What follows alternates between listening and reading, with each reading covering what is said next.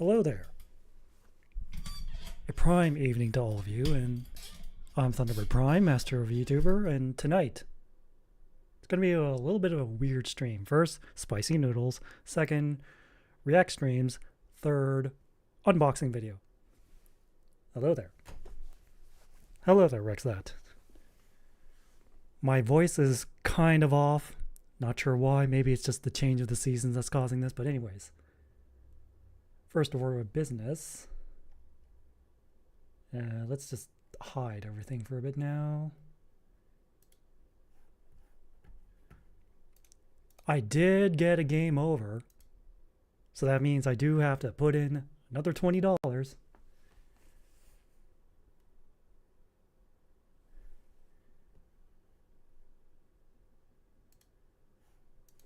So hang on as I enter in some sensitive information.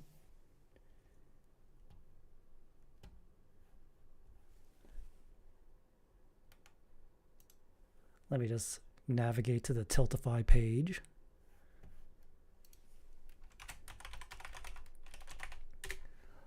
Let's not all forget why we're doing this in the first place. The Movember Foundation is the leading men's health charity tackling men's health on a global scale year-round. We're addressing some of the biggest health issues faced by men: prostate cancer, testicular cancer, and mental health and suicide prevention. We know what works for men and how to find and fund the most innovative research to have both a global and local impact. Join the fight with us today to get men living happier, healthier, and longer lives. And of course, the donation link is right there for anyone feeling generous enough. All right, let's see. $20.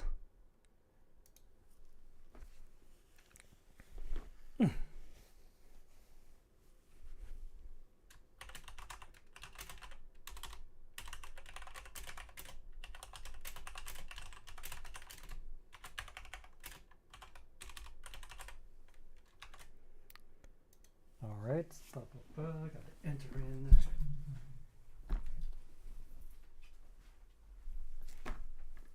Very sensitive information. Why? And that's why the screen is dark right now. All right. They want the funny 16 numbers on my credit card.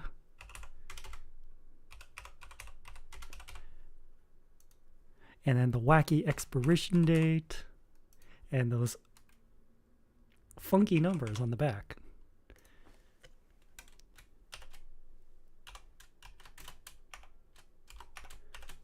All right.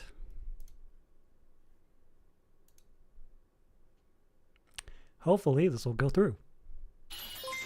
There we go.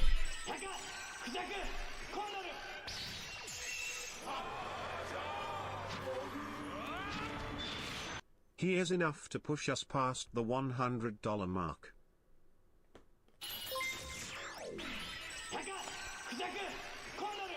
I don't know why I placed twice.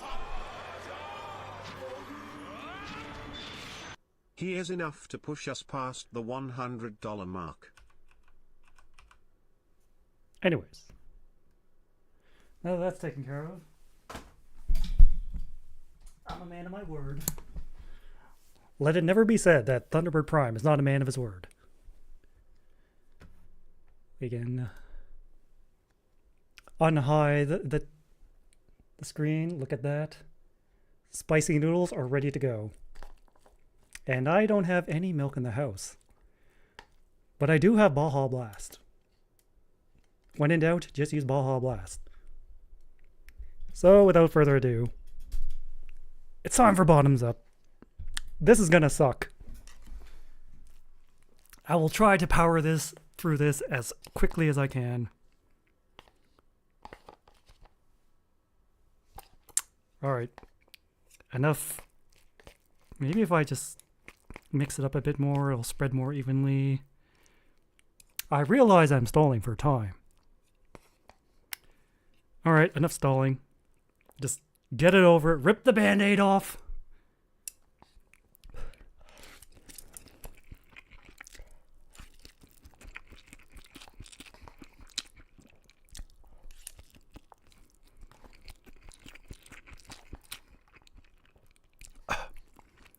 Oh yeah, it's kicking in already.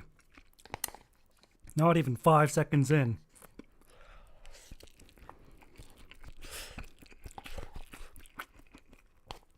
Oh geez, my mouth is on fire.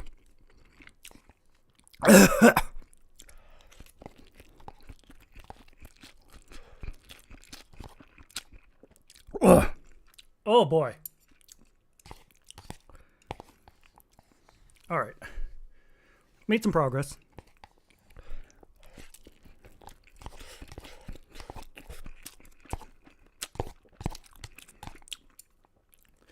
No Baja Blast until we finish this.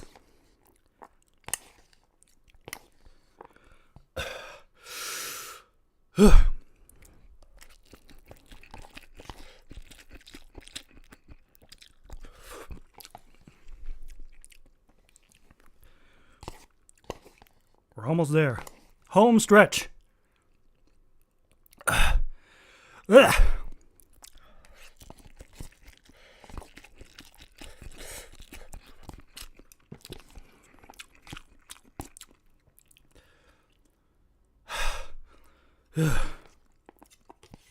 Oh boy.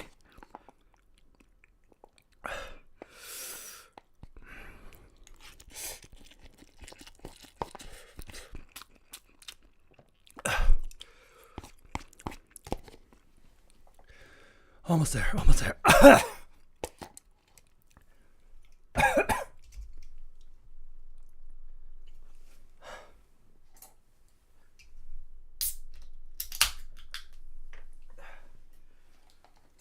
Just a few more bites.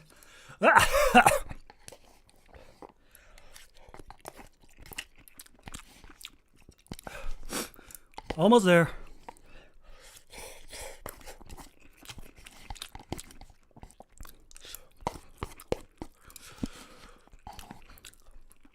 The end is in sight.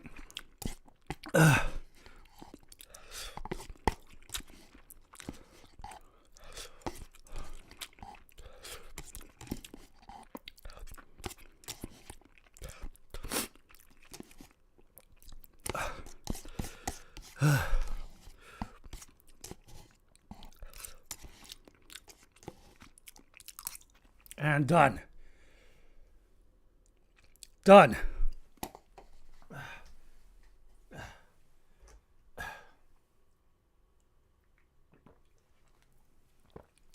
Oh, sweet, sweet Baja Blast.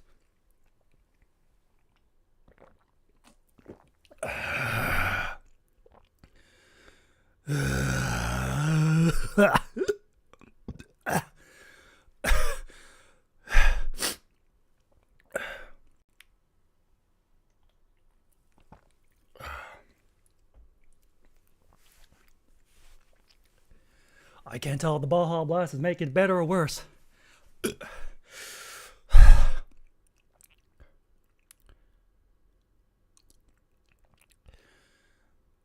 The back of my mouth is still on fire.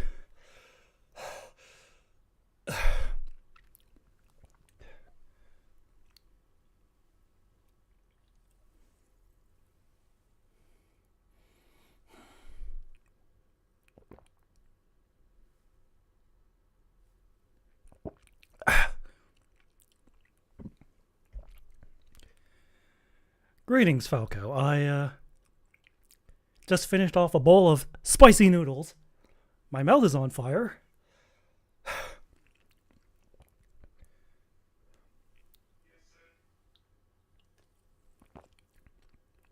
And the Baja Blast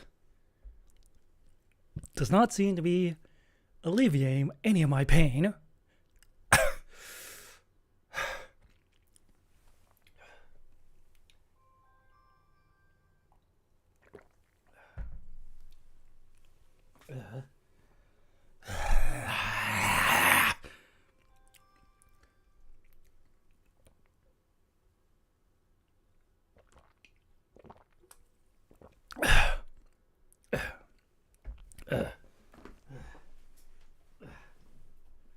Give me a moment. Give me a moment. Okay.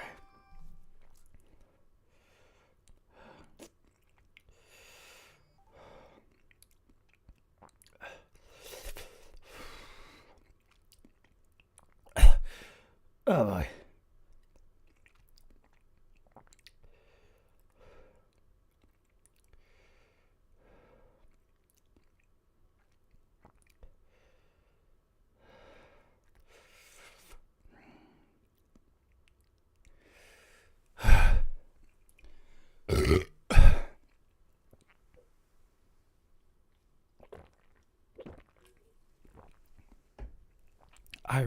probably shouldn't be drinking caffeine this late at night, but this is an emergency.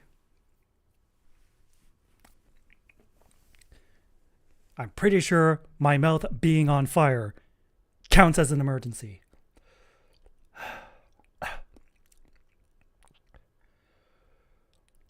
Okay, it's subsided somewhat. Well,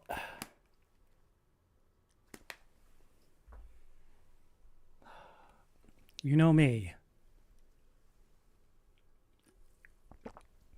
I'm always willing to suffer for a good cause. And what better cause is there than the Movember Foundation? And that is precisely why you see me with a mustache.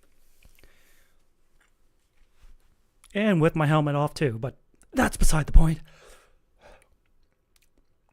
There's still a lot of kick in that spicy noodles.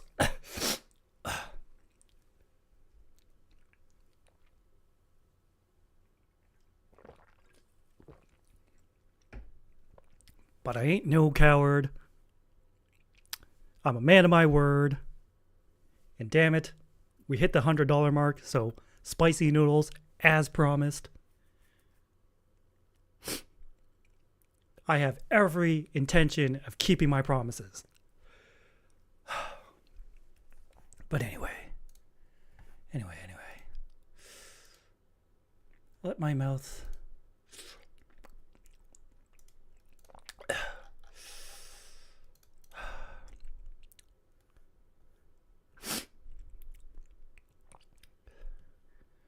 Anyways. Step 1, done. The first part of the stream, done. Spicy noodles, done. And you know what? We're on to part 2. Part 2 is, I feel, in my opinion, the most important part of the stream. The whole reason why I'm doing this whole Movember thing is because I'm a huge advocate for bettering men's mental health and bringing that ghastly suicide rate down. It's like a global rate of once a minute. You extrapolate that, that's like over 500,000 a year. That's too much. But I've noticed I was always struggling to get my point across while I was too busy playing StarCraft. So I figure I'd take one day to like look up some videos that better articulate what I'm trying to say. And one in particular, and I'm going to pull up right now. Excuse me, my voice has not been in sync. Like I said, I think it's due to the change in weather. It might be because of daylight savings throwing my biorhythm out of whack, but... Now, longtime viewers will probably remember me showing off this video, or at least the older version of this video, last year during Movember. And while there's a newer version, but the message is still there. And I feel like it perfectly encapsulates everything I'm trying to say. The poem is called Teach a Boy to Cry by T. Sleeveless. People think the deconstruction of a man is some loud, violent occurrence, this outpour of bitterness towards the world, when in reality, the deconstruction of a man is a silent film, a common surgical procedure that the world didn't know it was trained to do. The breaking of a boy is the world's quietest natural disaster. As a man, there is no such thing as being stuck between a rock and a hard place. You either use the stones at rock bottom to build a way out, or you get buried by them. Ain't nobody coming to save you. The whole world is trying to construct you into its perfect little image, and the people around you are the ones responsible for your manufactured masculinity. Some of us are gonna make it through assembly, but we need to watch out for our defective counterparts, because the whole world is going to use their flaws to define all of us. Luckily, Most effective product is aware of its own shortcomings and tends to destroy itself given enough time alone with its imperfections. This abridged explanation of the process is how you become a man or a monster. Everybody knows what a monster does. Everybody judges the monster. Nobody questions its creator. Some of us are manufactured to make light of our peril, with jokes, if you will. Male comedians or magicians in this way, how they take their pain and airbrush it into something laughable. He, ha, ha, joke about a failed suicide. The crowd laughs, the curtains close, the comedian drinks all the way home. A man's tears are just funny that way. How they have to be translated to be accepted. How they have to be transcribed into an art form to be worthy of observation. How you have to bleed artistically to become a worthy topic of conversation. It's funny how we can joke about a man's misery, but nobody taught the boy to cry. But they'll teach him how to fight. Nobody tucked him in at night so he doesn't sleep at night. Nobody provides protection to the protectors. Nobody provides the providers with provisions. Nobody looks after the overseer. Nobody has ever tried to guide a man that steers. Everybody judges the weak men. Nobody checks on the strong ones. Only other men seem to know how subtle a difference there is before the transition. Nobody taught the boy to cry, so he would do it at all the wrong times. In the barber chair, getting casket sharp, remembering the funeral of a failed relationship. In the grocery aisle, breaking down because he's weighed down by the tears collecting in his baggage at a soccer game. Remembering what it was like to be a boy running towards a goal. Most men will only experience unconditional love from their mothers. And some of us don't even get that. Most of us never even had appreciation or respect without conditions or hidden intentions. We don't know what it sounds like to hear, I see you, and I'm proud of you. I'm glad you're here. You really make a difference. Yet the expectation is to constantly be displaying the strength and love that the world is so hesitant in conveying. We're expected to have a thick skin but get judged if it turns to a hard shell. The first step in being a man is ignoring the hunger.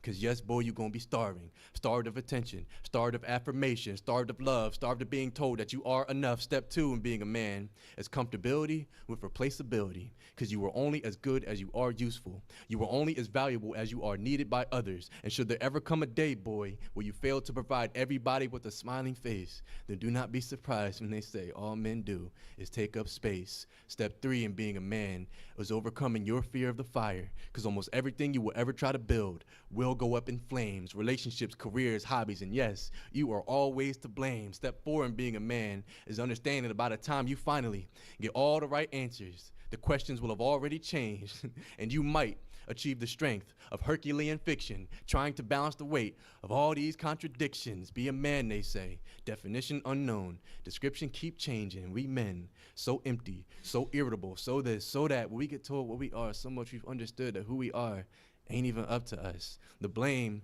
is always on us regardless. One guilty man's actions requires an innocent man's explanation. Otherwise, you're all guilty by gender association. There are 4 times as many male suicidal ideations because it's been hammered in our head that we're falling short of our societal expectations. I mean, just imagine being in a world of hurt for 100 different reasons during a nationwide emasculation season.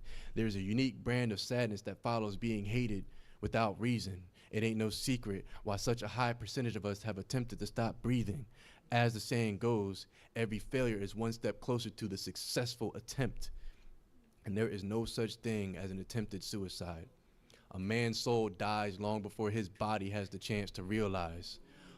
A man with an old soul is just a boy that contemplated going ghost. For every woman that suffers the same fate, 4 men will follow her to the grave. And I tried to hide the stats from the poet because he might romanticize them. He might mistake this tragedy for a love story. He might write a poem in place of the suicide notes that were never left behind because nobody taught him otherwise. So who's going to teach these boys to cry while they're still alive? A man with nothing to lose will view everything as something to take, and a child that isn't embraced by his village will burn the village down, and he will stare as everything that did not love him back contorts and cracks, and he will ease his way into the fire until he finally feels some warmth. Thank you.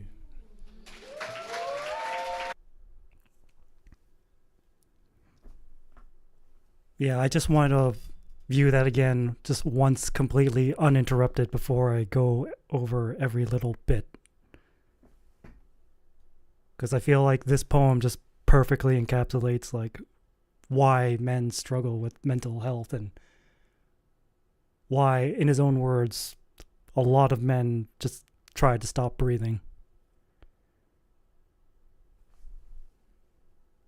So let's start from the beginning again. People think the deconstruction of a man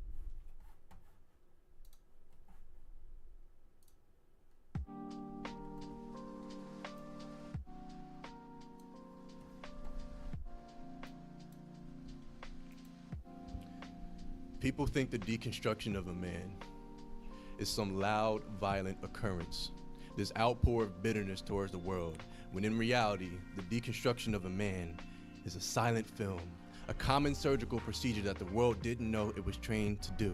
The breaking of a boy is the world's quietest natural disaster. As a man, there is no such thing as being stuck between a rock and a hard place. You either use the stones at rock bottom to build a way out, or you get buried by them. It's true. I'm sure many men can attest. If you're in distress, if you're in trouble, no one's coming to help you. No one's coming to save you. And if you do get saved, if you do get rescued, it is extremely lucky that you did.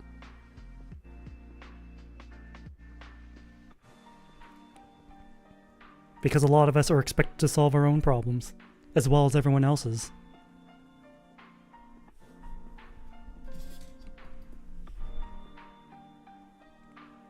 But no one ever tries to help us.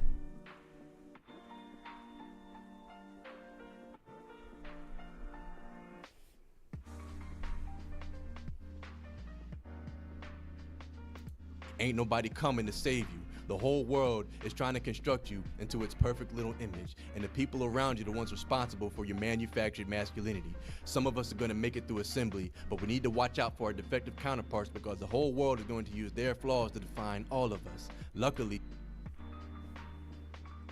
Yep.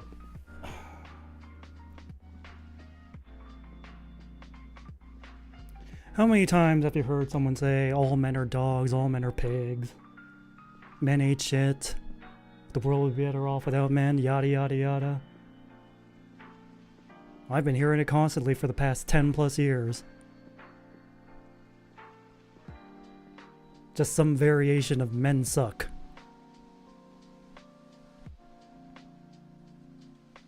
And after that long, it just gets tiring. It gets exhausting.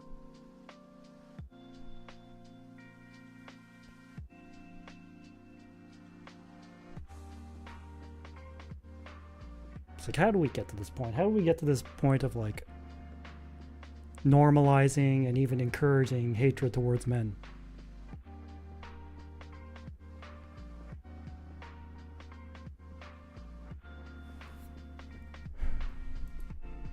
Most effective product is aware of its own shortcomings and tends to destroy itself given enough time alone with its imperfections. This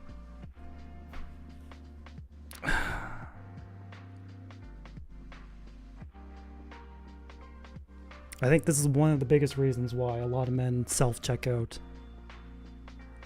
Because they themselves realize that they're failing to live up to society's expectations of them. They feel that they're not good enough. That nothing they do will ever measure up to everyone's expectations, to their impossible standards.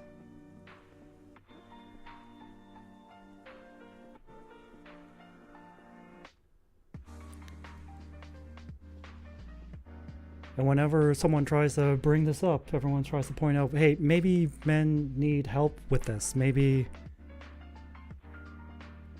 they can't do this alone. And then just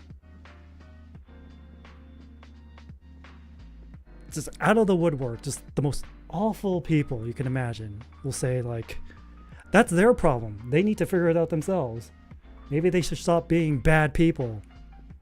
Or something much harsher that I'm not going to repeat on stream, but will probably be repeated in some other videos that we're going to look at. It's like, maybe they need to realize that the problem is them.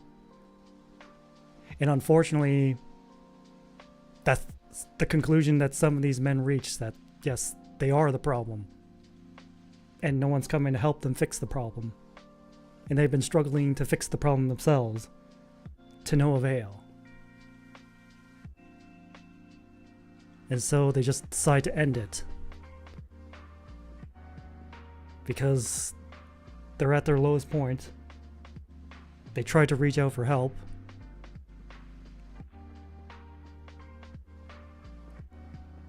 And instead of being greeted with compassion or empathy, they're instead greeted with hatred and malice. Just pushing them further into despair until they can't take it anymore.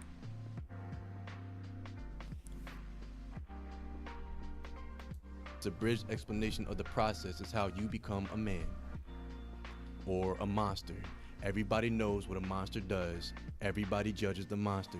Nobody questions its creator. Some of us are manufactured.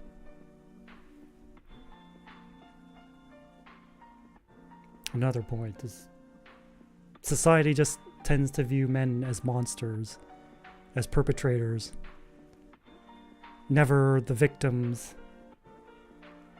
never anything virtuous or heroic. Sometimes they're not even viewed as human. Either treated as walking ATMs or a verbal punching bag for the rest of the world.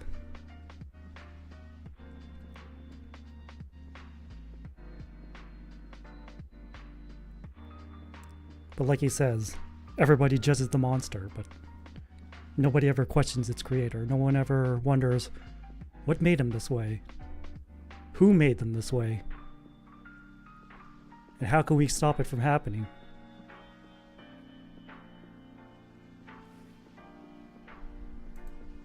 To make light of our peril, with jokes if you will, male comedians or magicians in this way, how they take their pain and airbrush it into something laughable. He, ha, ha.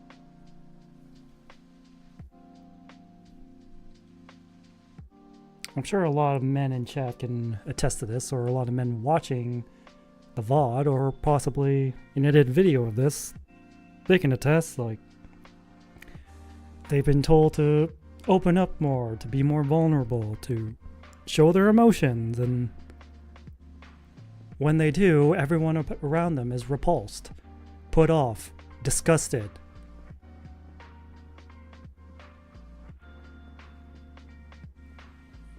And I'm pretty sure a lot of men out there are having the same thought that I had when I made that mistake.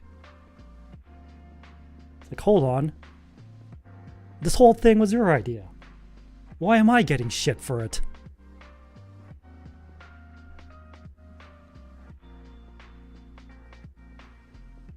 And that just relates to that line he said, some of us are manufactured to make light of our peril with jokes, if you will. Like, we have to airbrush it, we have to, like, sand down the rough parts. Make it more palatable, more socially acceptable. Make light of our pain so people can laugh at it instead of being disgusted at it. And unfortunately, that has the unfortunate side effect of killing us on the inside.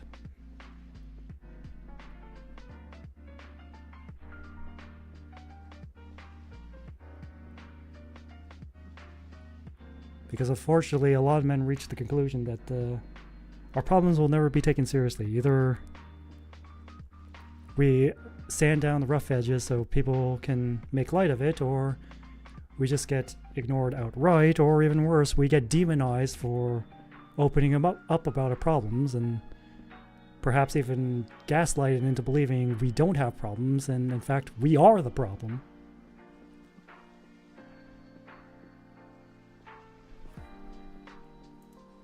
Joke about a failed suicide. The crowd laughs, the curtains close, the comedian drinks all the way home. A man's tears are just funny that way.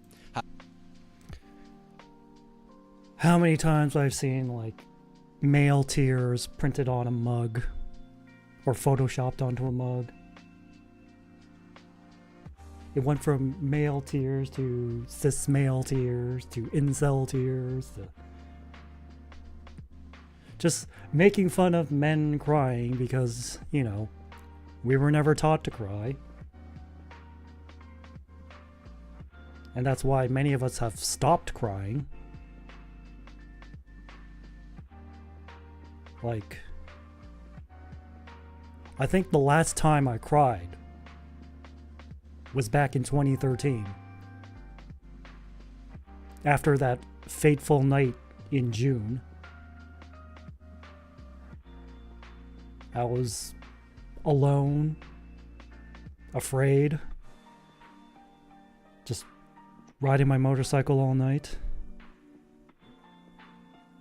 Just when I felt like I'd gotten far enough away, had a moment to myself, a moment of reprieve.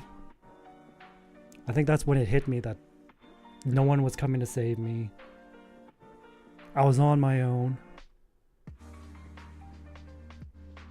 And no one was coming to rescue me.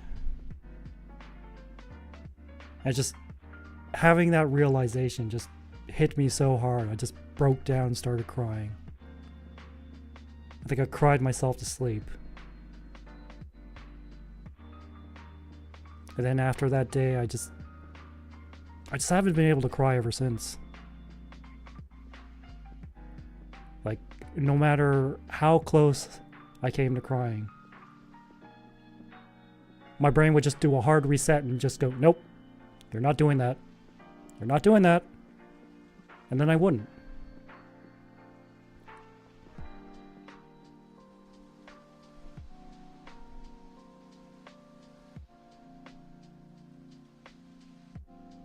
It's like, wow, if you punish someone for doing something,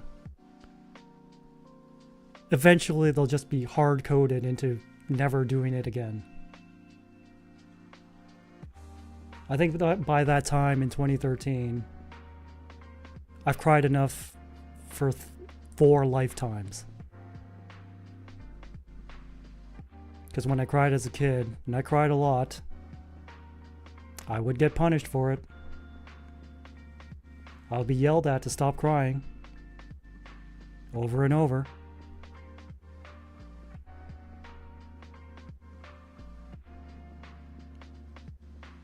Until eventually the tears ran out. Like, I'm being serious. The last time I cried was 2013. And I haven't cried since.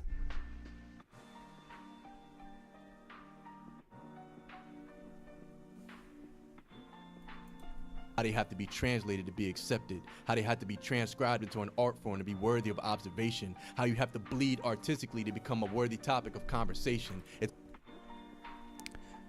Yep, you got, as a man, you gotta turn your pain into something beautiful, into something meaningful. Otherwise, your pain will not be observed at all. Or worse, your pain will be used against you.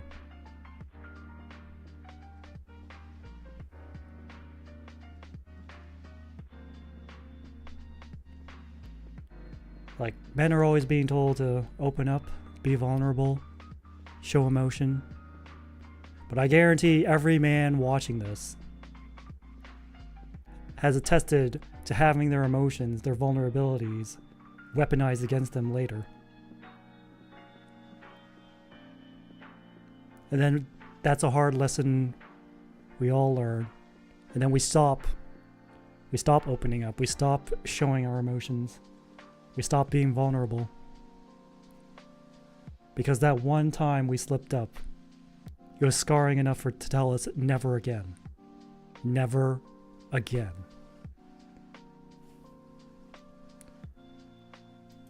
It's funny how we can joke about a man's misery, but nobody taught the boy to cry. But they'll teach him how to fight. Nobody tucked him in at night. Yep, as boys, we're told not to cry. We're taught to fight instead. I said it before. If you're a woman, things happen to you. If you're a man, things happen because of you. And using the example of the boy, if a boy gets bullied, he's told it's because he's weak, it's because he's an easy target, it's because he's vulnerable. And what is he told to do instead? Not to tell the teacher, not to tell his parents, not to tell anyone. No, he's told to fight back. He's taught to turn his sadness into anger, into violence.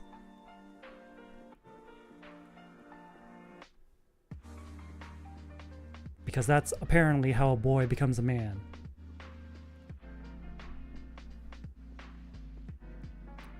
Boys aren't taught to cry, they're taught to fight. They're taught to fight so they'll never cry again.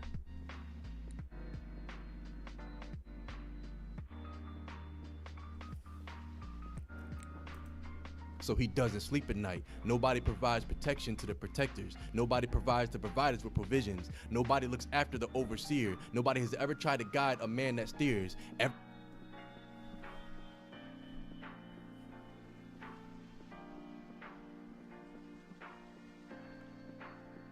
It's weird that, like, in the modernization of our world, we still expect men to stick to traditional roles. To be the provider, the protector, the overseer, the leader, the guide. But like he says, nobody offers protection to the protectors. Like, if a wife needs protection, she turns to her husband. If children need protection, they turn to their father.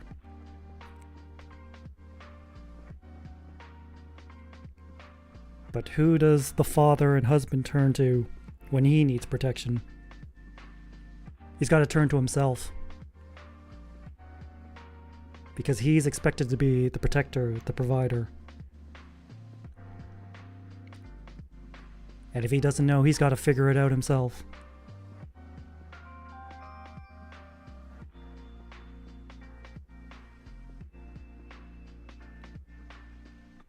Nobody looks after men because men are too busy looking after everyone else.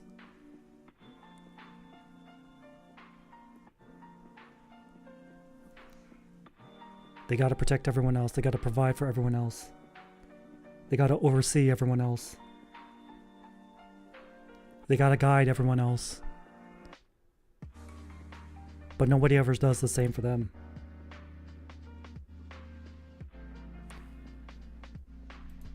Everybody judges the weak men. Nobody checks on the strong ones.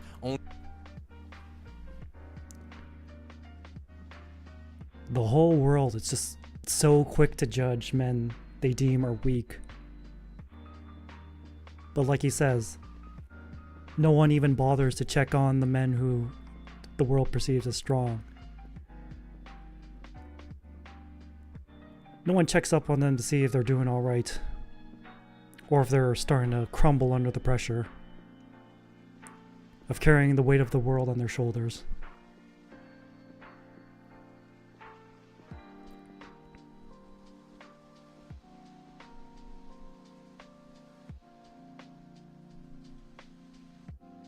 Everyone thinks they're doing all right, but in reality, they could be just hanging on by a thread. They just do a damn fine job of hiding it. Because like I said, they were told never to show weakness. Or they did show weakness one time and it came to bite them in the ass so hard, they vowed never again.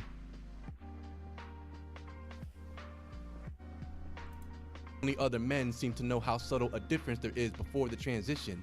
Nobody taught the boy to cry, so he would do it at all the wrong times. In the barber chair, getting casket sharp, remembering the funeral of a failed relationship. In the grocery aisle, breaking down because he's weighed down by the tears collecting in his baggage at a soccer game. Remembering what it was like to be a boy running towards a goal.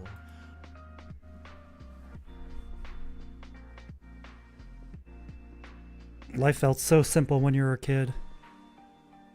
And you grow up and expected to be a man, and it feels like no one's there to show you how. You gotta figure it out yourself.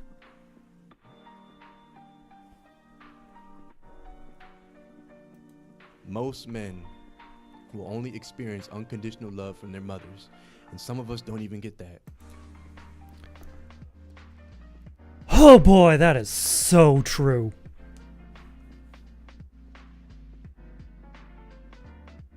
Like the old saying goes, the first time a man receives flowers is at his funeral.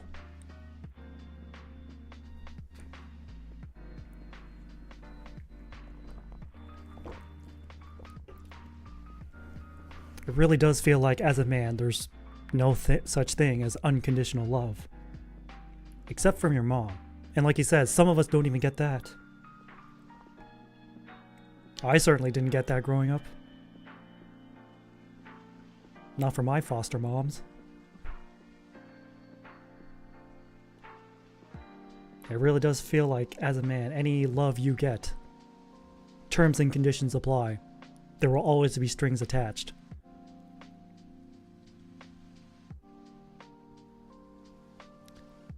You will get love, so long as you provide something in return. But make no mistake, if you stop providing that, the love will disappear too.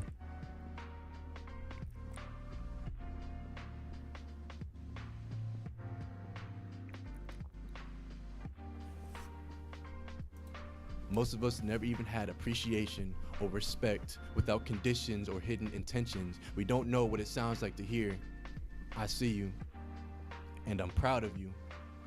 I'm glad you're here. You really make a difference."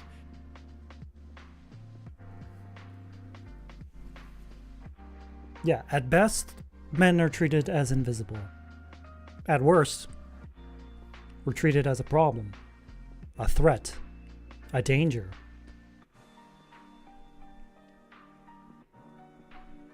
Always the perpetrator, never the victim.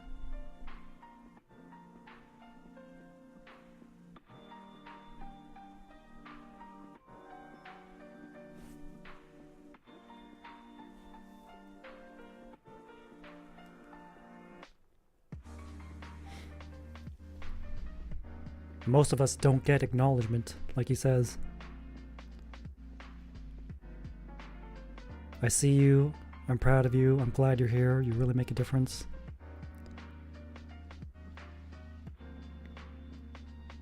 Because in reality, most of us aren't seen.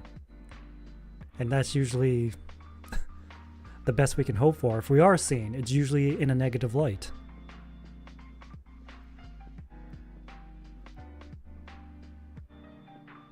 And hardly anyone ever says that they're proud of men. If we do accomplish something, it's because it's expected of us. We're expected to do it, so why bother praising us for doing what we're supposed to be doing? And if we fail in those tasks, every criticism and insult is thrown our way.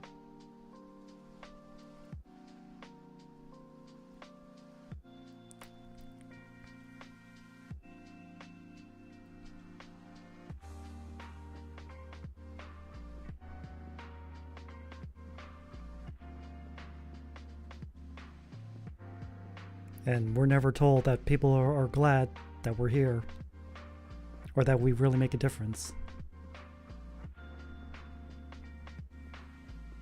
It really does feel like men are replaceable and disposable. Like, it doesn't matter if us specifically are here. Like, any man will do.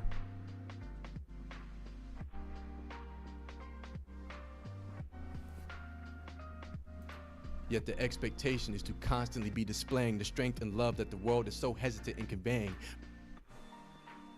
We're expected to have a thick skin but get judged if it turns to a hard shell.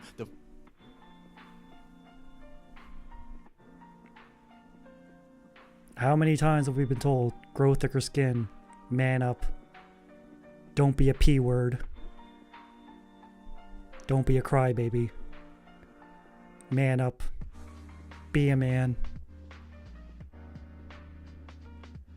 suck it up, grow thicker skin.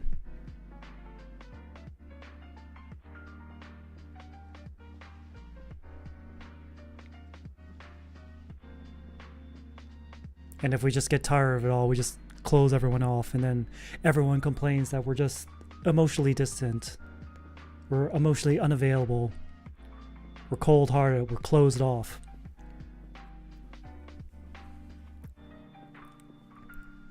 We're too silent, we're too quiet, we're too much of this, too much of that.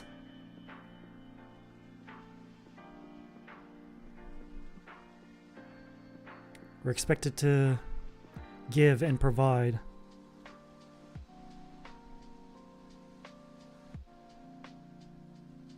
We're expected to solve all the world's problems while ignoring our own. First step in being a man is ignoring the hunger. Cause yes, boy, you're gonna be starving. Starved of attention, starved of affirmation, starved of love, starved of being told that you are enough. Step 2.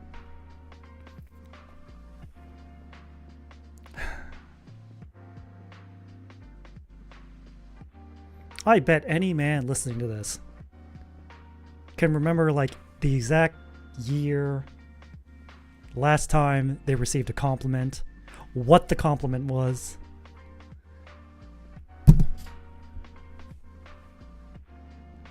Because that's how rare it is for men to get compliments. I think I read somewhere is like women are so used to compliments that an insult sticks out to them. Whereas for men are so used to insults that a compliment sticks out to them.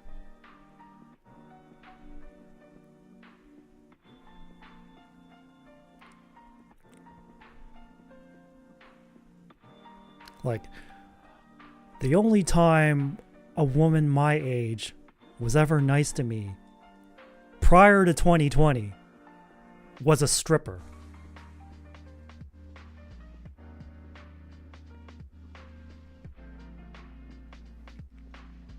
I still remember her telling me that my hair was nice to touch.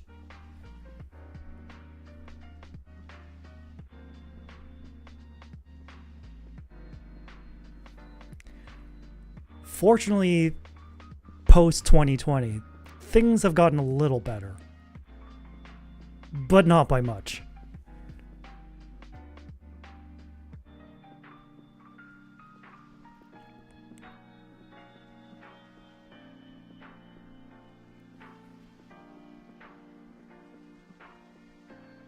We are definitely not told that we are enough. We're always told we're not good enough, not tall enough, not handsome enough, not muscular enough, not rich enough, not this, not that, blah, blah, blah, blah, blah.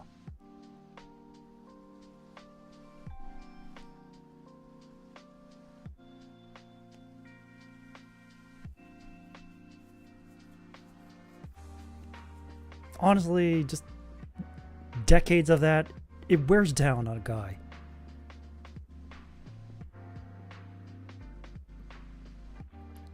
And as a man, you're going to be starving for attention, starving of affirmation, starved of love, starved of being told that you are enough.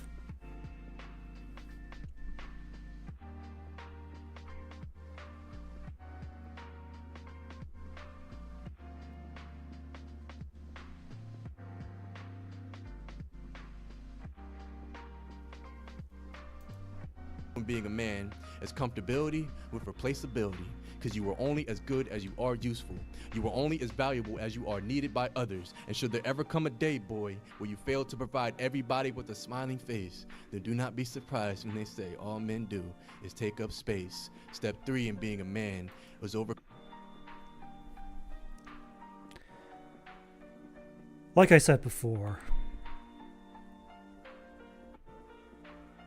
men as a whole feel like they're disposable and replaceable. Just harken back to any emergency in any TV show or movie, and I can vividly remember women and children first.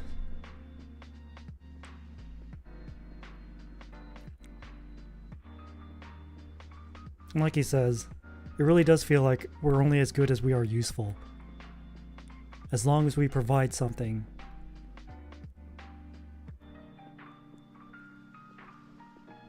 As long as we care, as long as we provide, as long as we bring home the money.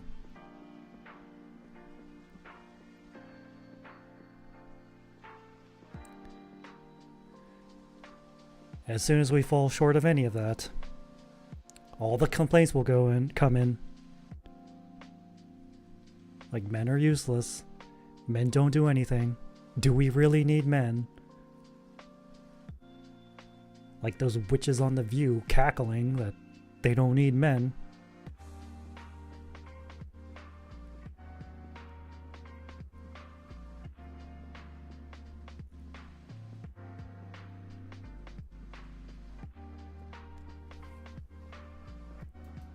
Becoming your fear of the fire, because almost everything you will ever try to build will go up in flames. Relationships, careers, hobbies, and yes, you are always to blame.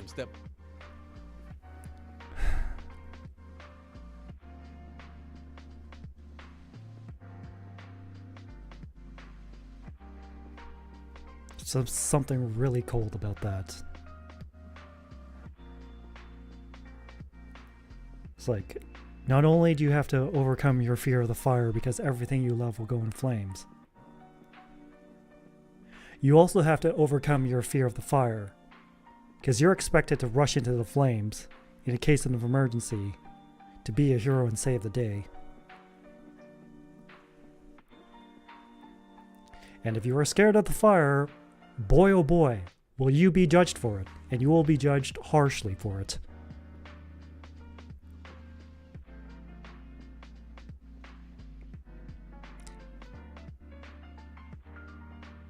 And everything you try to build up will eventually crumble to dust.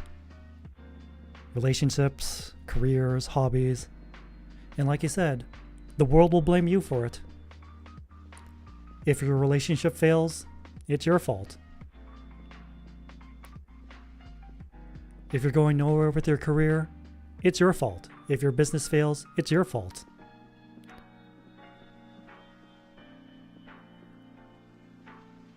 If you can't turn your hobby into something profitable, guess what? It's your fault. Like I said earlier, if you're a man, things happen because of you.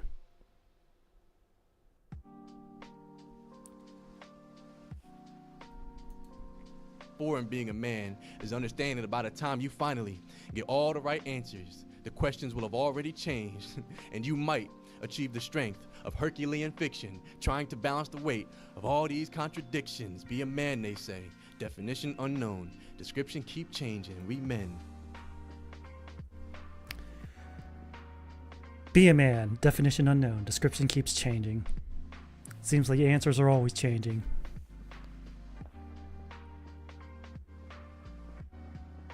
No one seems to be able to agree on what being a man really is.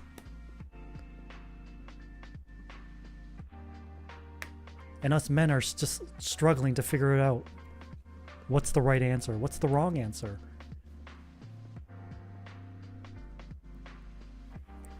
And if we do find the answers, do they match up with the questions, or did the questions change?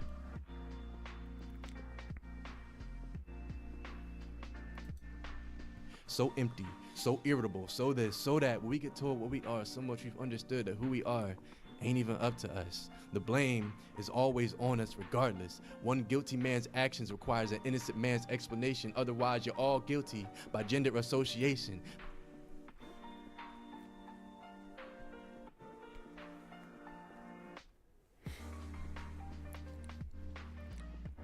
Any other group this would happen to, people would be outraged.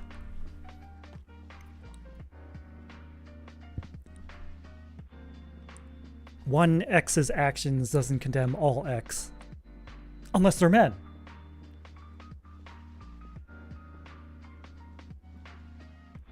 If a man does a bad thing, then all men are guilty by association. I'm so sick of that.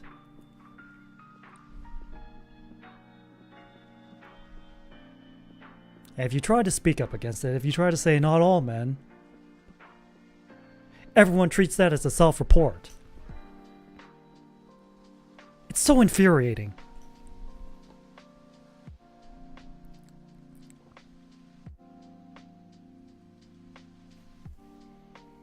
If you try to point that out, you get called an incel or a pick-me, depending on your gender.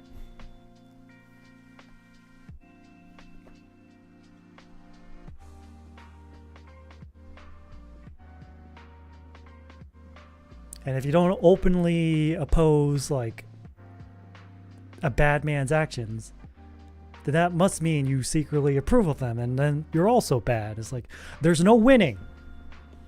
There's no winning at all.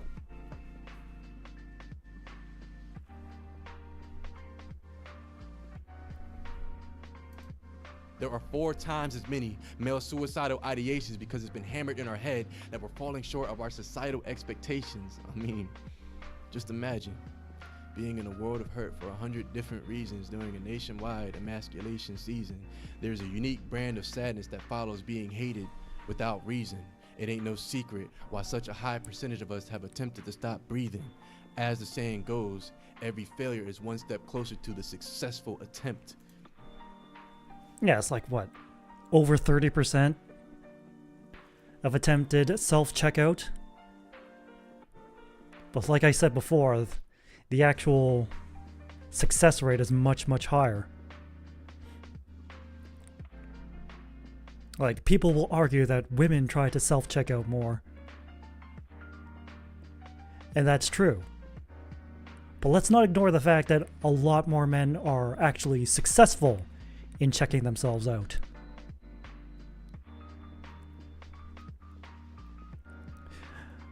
But they tend to gloss over that.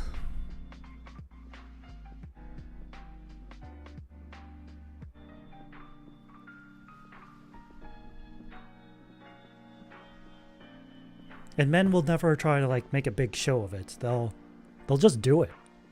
They'll never announce to the world that they're going to check themselves out. They'll just do it.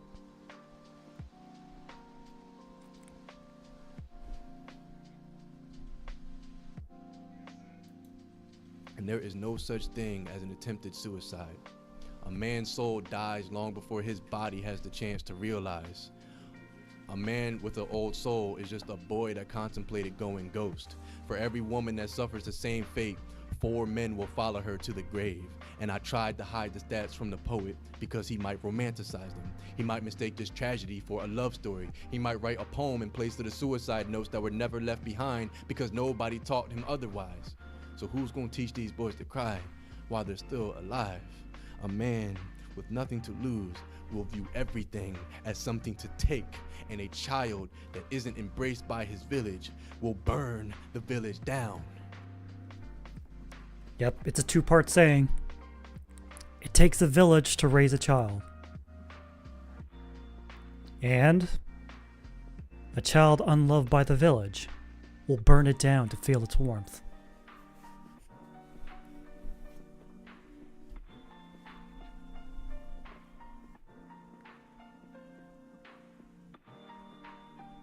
And that's why a lot of men are unconcerned if the world burns now. Because the world burning means they finally get to feel some warmth in their lives.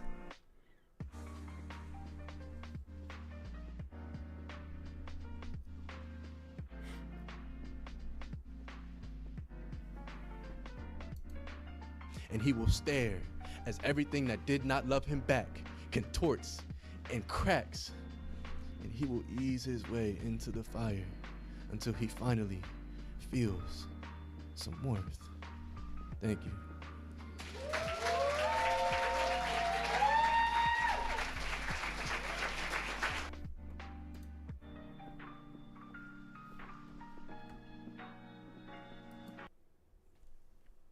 I want y'all to give a good, big round of applause. So that same energy you've been showing all night to the other poets. Give it up for my...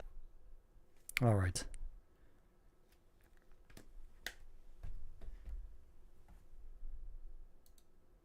Next video. I'll have a little pause here. Give anyone a chance to get something to drink. I know I've been doing a lot of talking. Might open up a little snack here.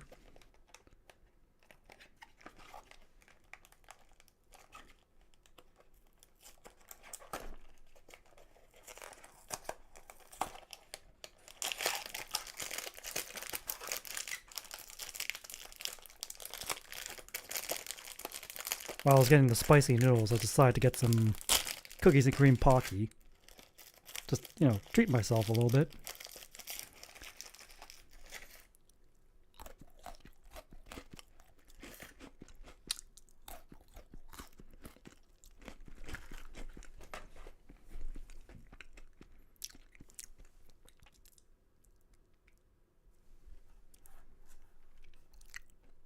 We'll full screen this. Go quiet for a bit.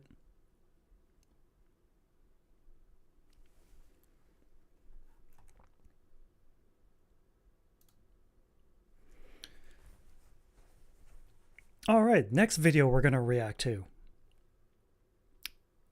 The male loneliness epidemic. Did we fail, men? Yes. Stream over. No, just kidding. We're actually going to watch the video. I regret to inform you, the men are not okay. That's right, folks. The men are not okay. The men have no friends, no girlfriend, no college education, no money, are breaking their legs and inserting metal rods into their bones to be a few inches taller, and listening to AI Batman help them overcome their pornography addictions. You deserve real love. Turns out the society that was built by and allegedly for men has indeed let them down. Now you might be thinking, oh look, another boo-hoo poor men video by Shoe on Head. Yes. And if you have a problem with that, tune into literally anything else. It's really that simple. Just click on that red X button on the top right and go watch something else. But no, I am interested in seeing what she has to say. The man question. Men are in a crisis, and it seems nobody really cares. And the people who No one has ever cared. who do care just seem like the people who want to sell them shit. Not me. Yeah, to quote that one movie, life is painful. Anyone trying to tell you otherwise is trying to sell you something. Different. So before we get into this, let's quickly get into today's sponsor. Oh. Today's sponsor is Holzkern. Holzkern is a young Austrian company that designs unique crafted watches and jewelry made from all natural materials. Their high-quality timepieces come in various designs for both men and women, making them the perfect gift for any occasion. They're a great blend of function and fashion, and overall I just think they look very classy, especially the men's watch collection. I was pretty impressed with the silver casing and blue marble dial of the Naturalist watch, which made for a great Not gonna gift lie, for that my does look pretty boyfriend. good. He especially loved the casual yet stylish appearance, making it an ideal choice to wear both at work and at home. I'm also really happy with the watch I picked out. It's made from black and white marble and features a nice black leather bracelet that just feels so comfy. They also create elegantly crafted earrings, very unique handbags, sunglasses, and necklaces, like this rose marble elevation necklace. It makes a really memorable and unique gift for a loved one. All of their products have a 24-month warranty, and ordering online is super easy. 2 with years, free huh? shipping to the US and most EU countries within 2 to 5 days. So if you want to get yourself a good quality watch and support the channel, I highly recommend checking out their store and clicking the link in the description below. Use my special code SHOE15 at checkout that will give you 15% off for all products store-wide. So go to the link down below and choose your own unique piece of nature. Thank you, Holzkern, for sponsoring this video, and thank you, the viewer, as always, for not skipping the ad. Why are men and boys struggling? Yeah, I guess we didn't skip the ad. And what should we do about it? A few new studies have come out that have shown that young men are more lonely and single than ever before. But it's not just men. The women and children too. It's predicted 45% of women will be single and childless by 2030. According to the media, this is a good thing. The she-economy is booming, as they say. Oh. And meanwhile, men being single is treated like this. New study explains why some single men are having a hard time finding a new partner. Some of the music that they listen to speaks very derogatory. Right. Yeah, men, stop listening to that What? derogatory music. What? Everyone knows I listen to Simple Gear and Common Rider music. That's hardly derogatory. In fact, the Simple Gear music is sung by women, showcasing their innermost feelings. How is that derogatory? But I digress. then maybe you won't be single. I don't know, I think men and women being single and lonely kind of shows there might be something wrong with society. Perhaps we should address this, not just wave it off as empowering or pathetic. According to several different articles, I love how that's my source, I read about it on the internet, research shows that people from Because, as we all know, the internet is a reliable source of information and no one would ever lie about anything ever. individualist countries show a greater sense of loneliness. This is linked to socioeconomic development, increased education, a shift towards white-collar jobs, and urbanization. Japan also has an issue with loneliness. In fact, they have a whole movement of people they call the hikikomori. Did I say that right?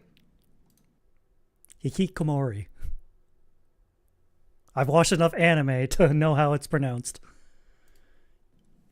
I don't care. Basically, postmodern hermits. Mostly young men who completely withdraw from society, secluding themselves in their rooms for months and years at a time. In 2010, there was an estimated 700,000 hikikomori in Japan. And today, it's estimated to be about 1.55 million. And because of things like That's this, a lot. people aren't having babies, so Japan's population has been in a sharp decline since 2011. It's gotten so bad that Japan even produces videos of live-action women staring into the camera to help the hikikomori learn to cope with eye contact and reintegrate them back into society. So basically, if you want to know America's future, look no further than Japan. A lot of people, including myself, blame this partially on the rise of social media and technology. RIP to the king. Although technology makes things easier, it can also make us more atomized. Why go to the mall when I can just tap, tap, tap, buy a new microphone, and have it shipped to me in a day? Why hang out with friends?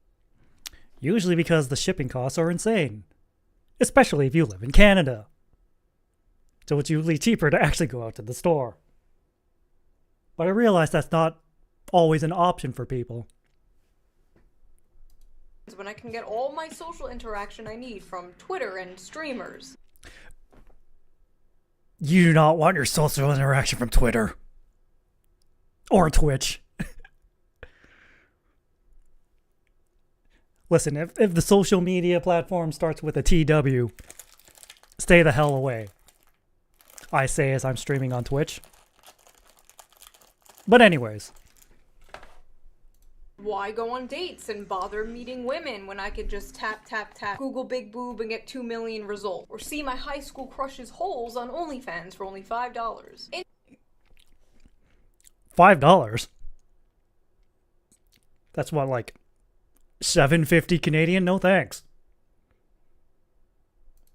Instant dopamine, instant satisfaction, and hey, who even needs a real woman when you could just have an AI girlfriend? We're f***ed. We're so f***ed. Dating apps really are the great Satan, and I'm convinced they've completely broken men's brains. Women on dating apps are picky. Women in general are picky, and I mean, naturally we are pickier. You know, we're the ones who carry the babies. Fair at least point. For now. But on dating apps, you have to admit, it's a little insane. It's safe to say Jesus. that the commodification of love and Let's go back to we're that. the ones who carry the babies, at least for now. But on dating apps, you have to admit, it's That is insane. Like, how men rate women. Okay, a traditional kind of bell curve. How women rate men. There's a problem here. There's a big problem here. That's like 27, 58, 81. Like, over here, 81%.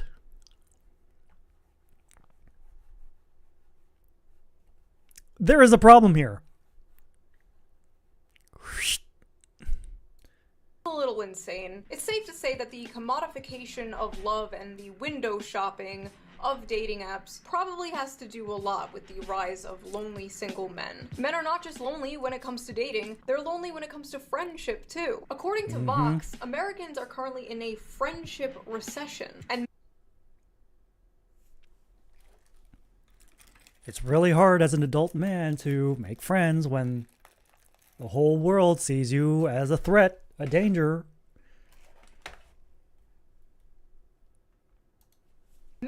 being hit the hardest. The percentage of men who reported having at least 6 close friendships fell in half since the 90s. 1 in 5 men say they have no close friendships. Looking at all these statistics, the explosion of figures like Andrew Tate is not surprising at all. I believe being a man is a blessing because it starts so difficult. I believe that every man is born without any value at all. I think that the world's never going to think you're important unless you make yourself important. And recently, a new...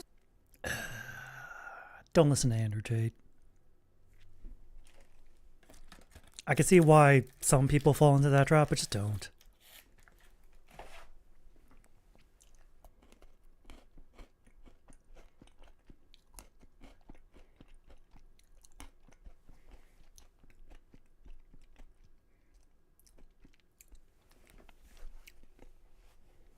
We gotta find some, like, better alternative to Andrew Tate. But until we do, we gotta help men not fall into that pitfall. Study came out about how young men are moving towards the right. And every other month, we, the liberal, sockdem, leftist, whatever you want to call the space online, performs the same song and dance. What's wrong with men? Why is this happening? Why don't we have a leftist Andrew Tate? We need to push men to the left. Andrew Tate rarely, if ever, talks about politics. Andrew Tate talks about men, and the left only talks about men when they talk about Andrew Tate. A few months ago, during one of the monthly song and dances, some progressive people I follow made the mistake of addressing men's issues. And the even bigger mistake of pointing their finger at their own spaces for not doing. The reason young men flock to alt-right MRA movements is because the left gives brain-dead advice to young men. We need to be more compassionate to them for our own sake. Okay, that seems somewhat reasonable.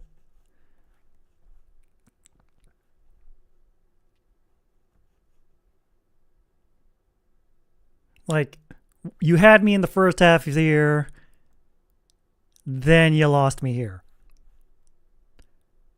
Just shows that you only care about men when it benefits you. Which just falls perfectly in line to what they've been taught their entire lives. You are not helping yourselves here.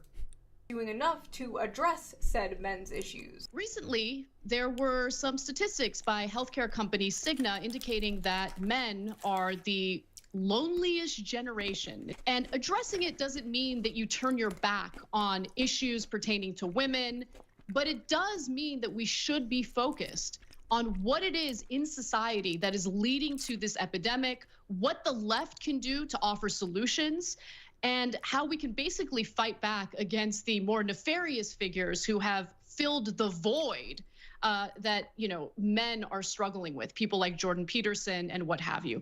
Now, recently, Vosh, who's a popular streamer, had... You could try. First step, stop treating it like a zero-sum game. Stop treating like focusing on men's issues takes away from women's issues. Stop treating things that benefit men as things that harm women. Like I said, stop treating it as zero-sum. Tweeted this thread that I think is really, really important to address. He writes, "I cannot stress enough how important it is to understand that 12-year-old white boys on Twitch are not being pulled into fascism because of some Machiavellian desire to preserve and expand their privileges. It's because the right talks to them and the left doesn't." The responses to these tweets and this content were very normal, level-headed, and respectful. On Twitter.com? I don't believe it. Me when I lie. Oh. I'm starting to like Shu. It feels like we're on the same wavelength.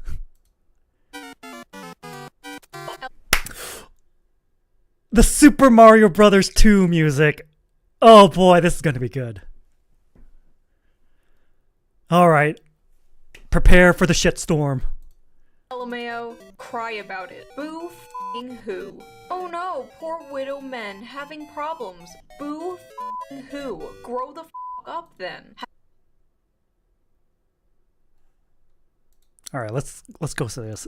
Lamau? Really? Men suffering is funny to you. All right, skip. Cry about it.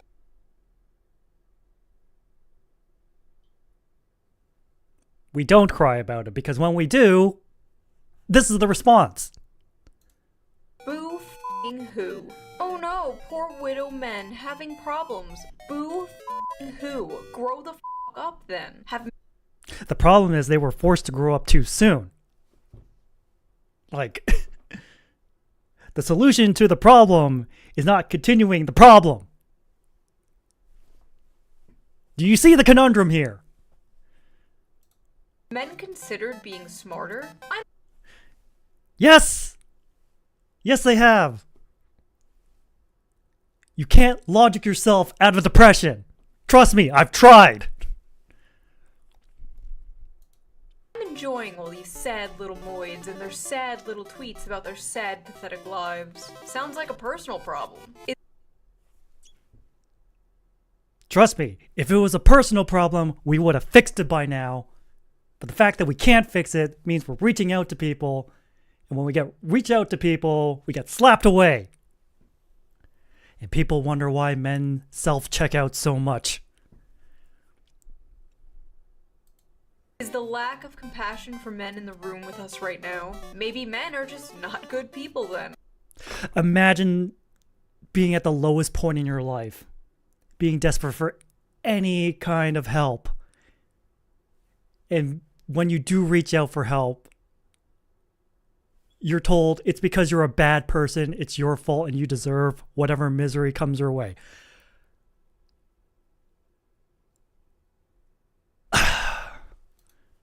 I'm so fucking tired of people trying to make male loneliness a huge societal problem. Because it is a huge societal problem. Jesus Christ. Yeah, no, their fifis are not my responsibility, and I shouldn't have to be punished because they can't get their shit together as human beings. Grow the up. Why are we trying to win these entitled little predators over? See, this is what I've been mentioning earlier. Men are treated at best invisible and at worst as predators, dangers, threats, etc. There's no winning. The left isn't for them. That's why they go right in the first place. We're all lonely and alienated. It's young men going to the alt-right in droves. The problem isn't our messaging, it's them.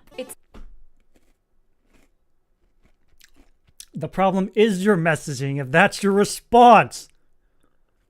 The lack of self-awareness.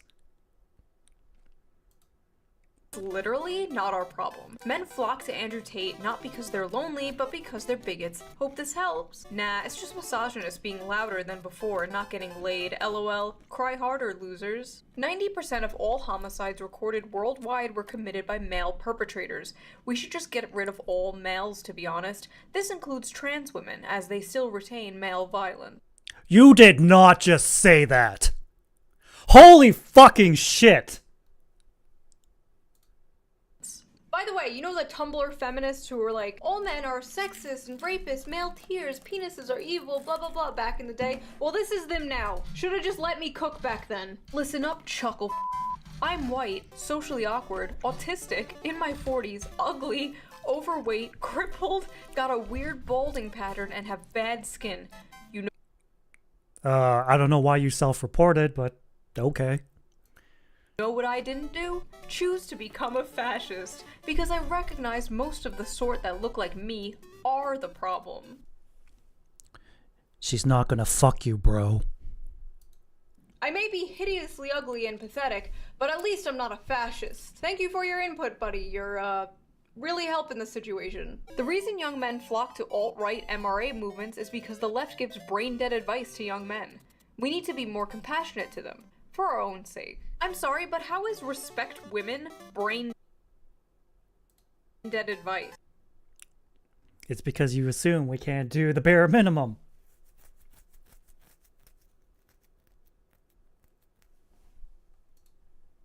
What advice?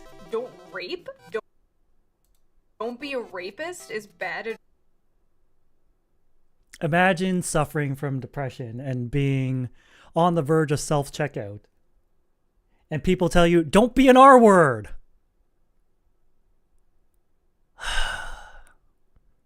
I can't. Advice? Help, I have no friends or community. I feel suicidal. Have you considered not raping? Act like a decent fucking human being. It's not hard. Is brain dead advice? Yes, because we're already doing that, and it's not working.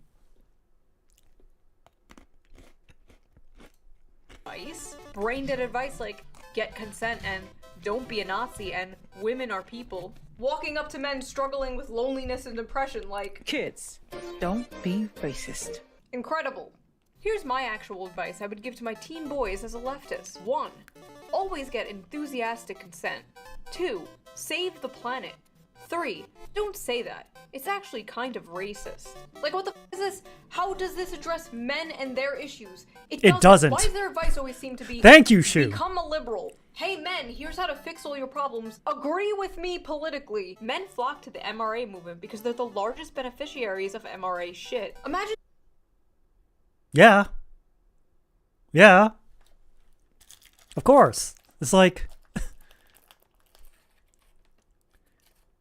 men supports men's rights stuff because they benefit from it, just like how women who support women's rights movement benefit from that. I'm saying women flock to women's rights activism because they're the biggest beneficiaries of women's rights. Like, no. Once again, we sync up. No f***ing shit. Let's be honest. Aside from procreation purposes, men have become obsolete. Most women can find other methods of achieving orgasm without a man there. And speaking as a man, most of us are horrid to be around, and I don't blame any woman for just saying, no thanks. Again, I repeat myself. She's not gonna fuck you, bro. Oh my god, dude, this is what every Just Pearly Things tweet looks like to me. Just with the genders swapped. This is pathetic. You know what fixes male loneliness? Jerking off. As a man, I'll say this. Sit down, shut up, and beat one out. You'll feel better. I promise. If that were really the solution, we wouldn't still be in this mess. Trust me. Millions of men have tried to do this. It doesn't provide a permanent fix. Trust me. Source, trust me, bro. Yeah, guys, just beat one out. Just off. Just watch porn. Batman will be very disappointed in all of you. It's so funny how men feel entitled to a girlfriend. No, you sexist freak. When one side...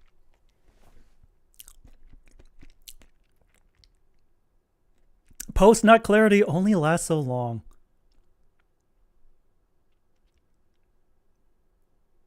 And you gotta be careful of not developing a porn addiction.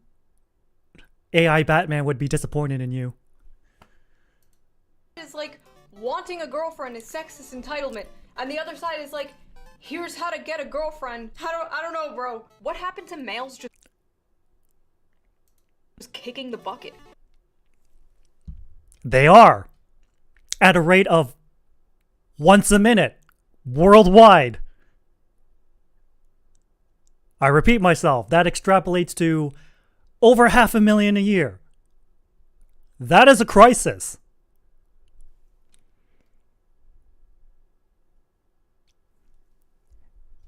It's more than some kind of social justice issue. It is a crisis. Now they just come on here and try to make their loneliness and misery into some social justice issue. Oh, trust me. Men are still kicking the bucket. And when they're not giving mind-blowing advice like just to be a liberal, they're outright dismissing men's issues completely. It's not our job to educate them. Since men created the problem, they need to take steps to fix it.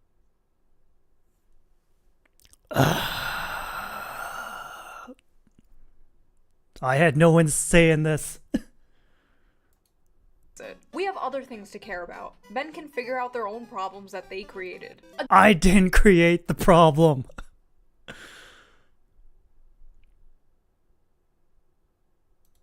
Again, it's not women's jobs to change how men are socialized. It's a man issue and y'all need to address that amongst yourselves. We've been trying. It's not working. That's why we're reaching out for help. and they wonder why men are just so emotionally distant most of the time. Men created their own problems. Men can solve their own problems. The left is busy. Why does the well-being of other people concern me? Leftist, by the way. It's all systemic issues and societal factors and blah blah blah until it's a man and then suddenly it's pull yourselves up by your bootstraps. Literally, if it were any other group, society would be tripping over themselves to fix the problem. But when it comes to men, figure that shit out yourselves, pull yourselves up by your ball sacks, yada yada yada. This problem is just a consequence of the patriarchy. Now take a wild guess about which gender created the patriarchy. Solve your own problems and leave women alone. These yes, little Jimmy in kindergarten created the patriarchy, okay. people rightly mock the bootstraps rhetoric until the subject is a man, and then it's bootstraps all the way down. They would never talk about any other group this way. It's wild. I just said that. Both sides are telling men to pull themselves up by their bootstraps, but one is like, I'll show you how, and the other is like, fuck off. And when they're not telling men to straight up fuck off, they're giving the 200 IQ answer that nobody has ever heard before. Just show your emotions, bro. Don't do that. Do not do that. They will weaponize it against you. And I'm not dismissing this problem, okay? I've made videos talking about this. Oh, you're crying at your grandfather's funeral? Okay, faggot. And studies have shown that men are scared to... Yep. I've heard many horror stories of men whose wives left them because they cried very justifiably, like at a funeral of a loved one, or their dog died, or their friend was in a near fatal accident or something. And then the women in their lives just lost all respect for them and fell out of love with them and blah, blah, blah. And one messy divorce later, they're out on the streets. Be vulnerable, even around the homies. And can you blame them when the media says stupid like this, fellas? Mm-hmm.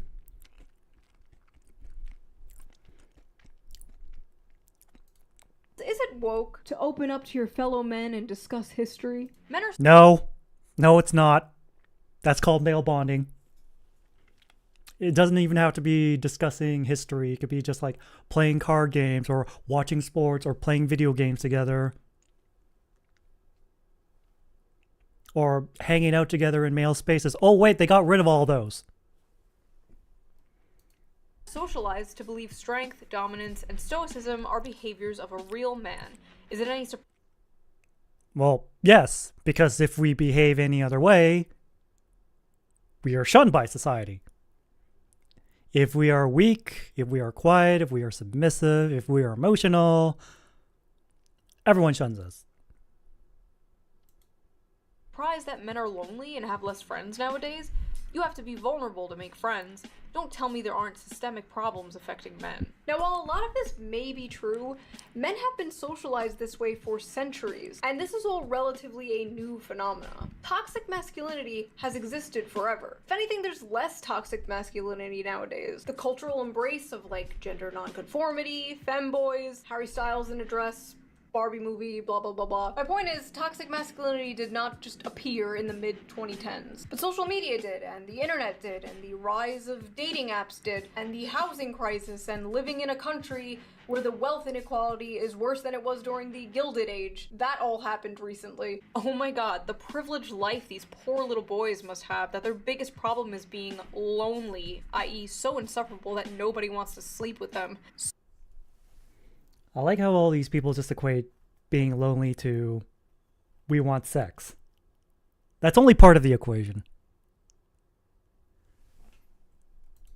So much more pressing than the poor distribution of wealth causing people to suffer food and housing insecurity. Hi, Prisma. Boo-hoo, you're lonely and have no friends and are suicidal when... Because feeling alienated under capitalism apparently isn't a thing. People are working harder and longer while wages have been stagnant. Men have been dropping out of college like flies. And what does that get you? Poor men. Which, since women are doing amazing in college now, and many are now out-earning men, this most of the time leads to single men, which then leads to lonely men, which leads to depressed men, which leads to the high suicide rate. In my opinion, leftism at a policy level...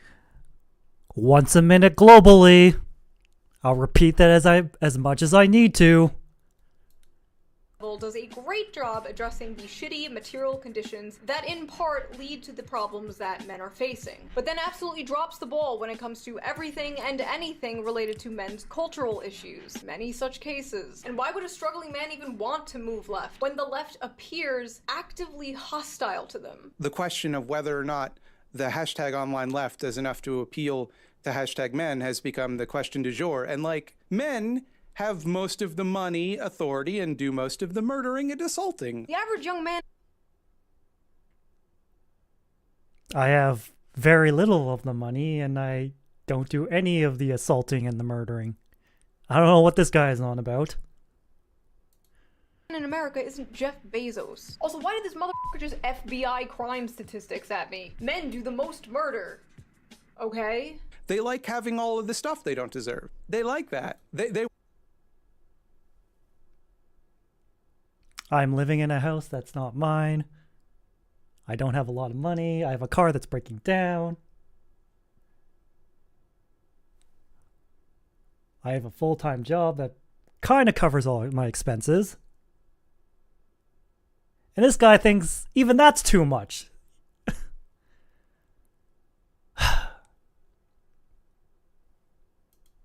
want it to stay that way because it suits them. Because of the stuff, telling people they're special and deserve all the nice shit that they have, that's going to be an easier sell 10 times out of 10 than like saying, hey, maybe you should have less stuff and other people should have more. Leftism is... I'm barely getting by and he wants me to have less? Yeah. Yeah, no thanks.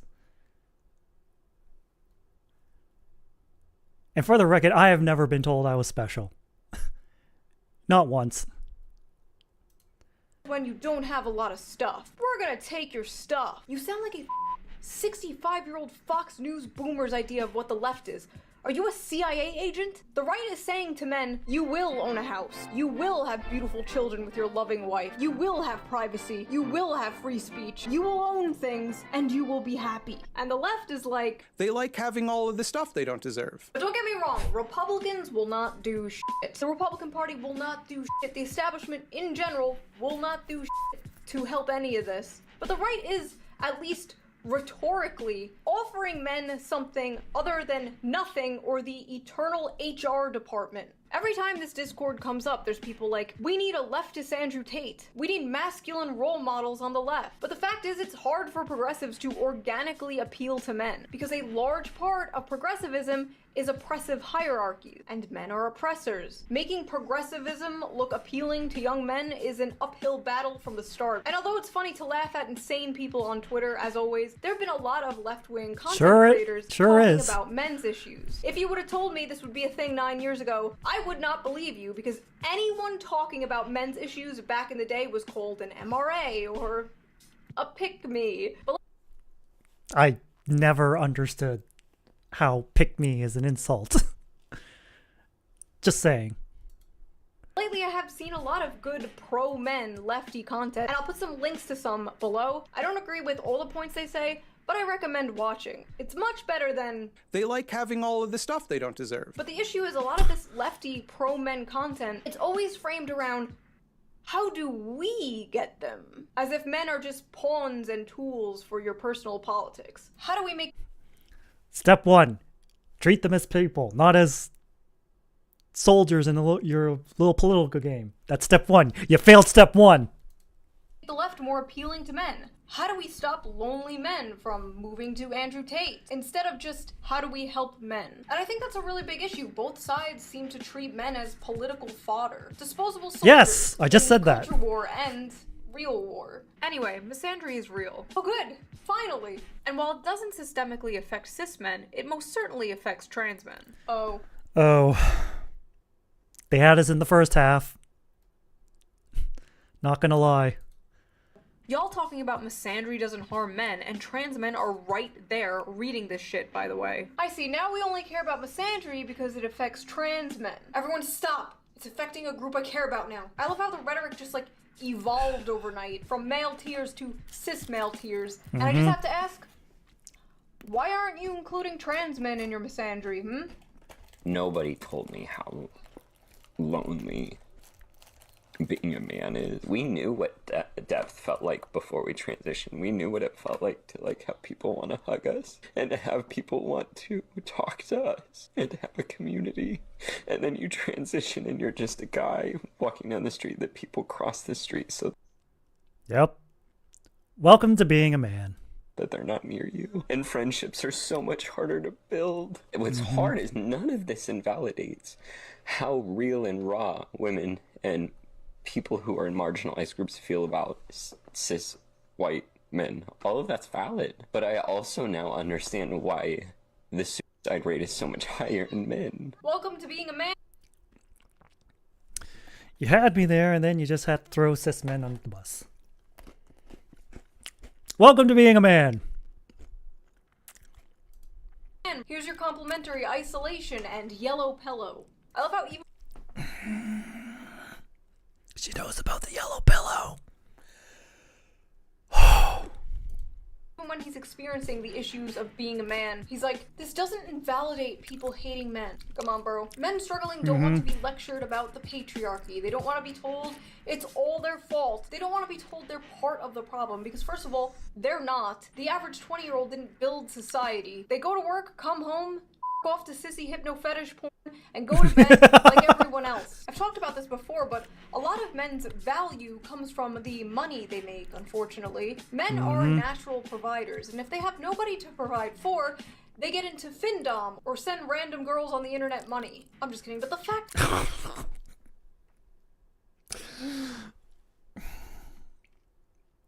That might explain a little bit about VTuber culture.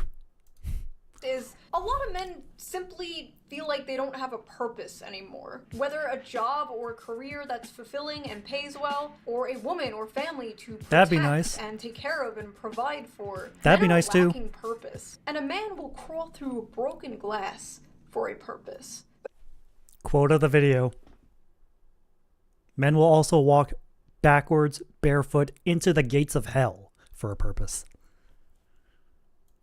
But you know who does make them feel like they have a purpose? No, not Everybody's homeboy, Jesus. him. I say that life as a man is exceptionally difficult. I say the No, most not him, beautiful not him. And the most terrifying thing about being a man is you're born without value. Society doesn't care about you. The absolute audacity to act shocked that Andrew Tate is scooping these guys up after a decade of lol male tears is insane. Andrew Tate isn't the solution to men's problems, but he is talking to them. The fact is, you did not care about them for years, and even now you just want to recruit them, not help them. And that's why you will fail. And hey, maybe I'll be the Andrew Tate of the left. Men, listen up. Wash your penis. So I guess I'll leave you guys with a question. But I do that already. Why do you think male loneliness has been increasing? What are your solutions for this problem? And are you dealing with loneliness? And I will see you guys next time with a new video. Maybe treat men's issues seriously and not respond with so much hostility. You know, that's step one. You guys are failing step one.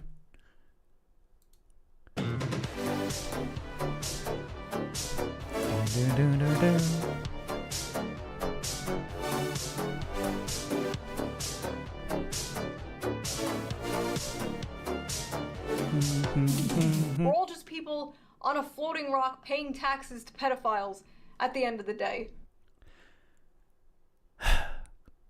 Yeah. Wait, I thought I turned autoplay off. Ow. I did turn autoplay off, so why did autoplay? Anyways. So yeah, that's like 2 out of 3 videos talking about the things I've been trying to talk about all month. Better articulated than me, because I can't play StarCraft and talk about men's issues at the same time. Well, I can, but not as effectively. But apparently there's been like a follow-up video to this, and it's the next video on the tab.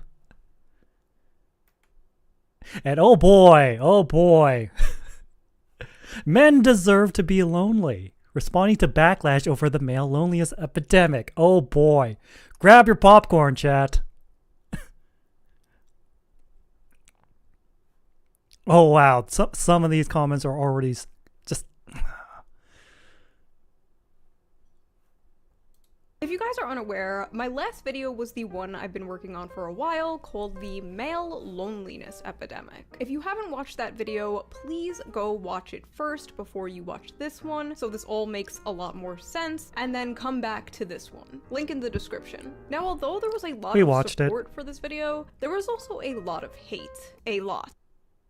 Wow. A video that is in support of men's problems and in support of solving said problems, receiving massive backlash?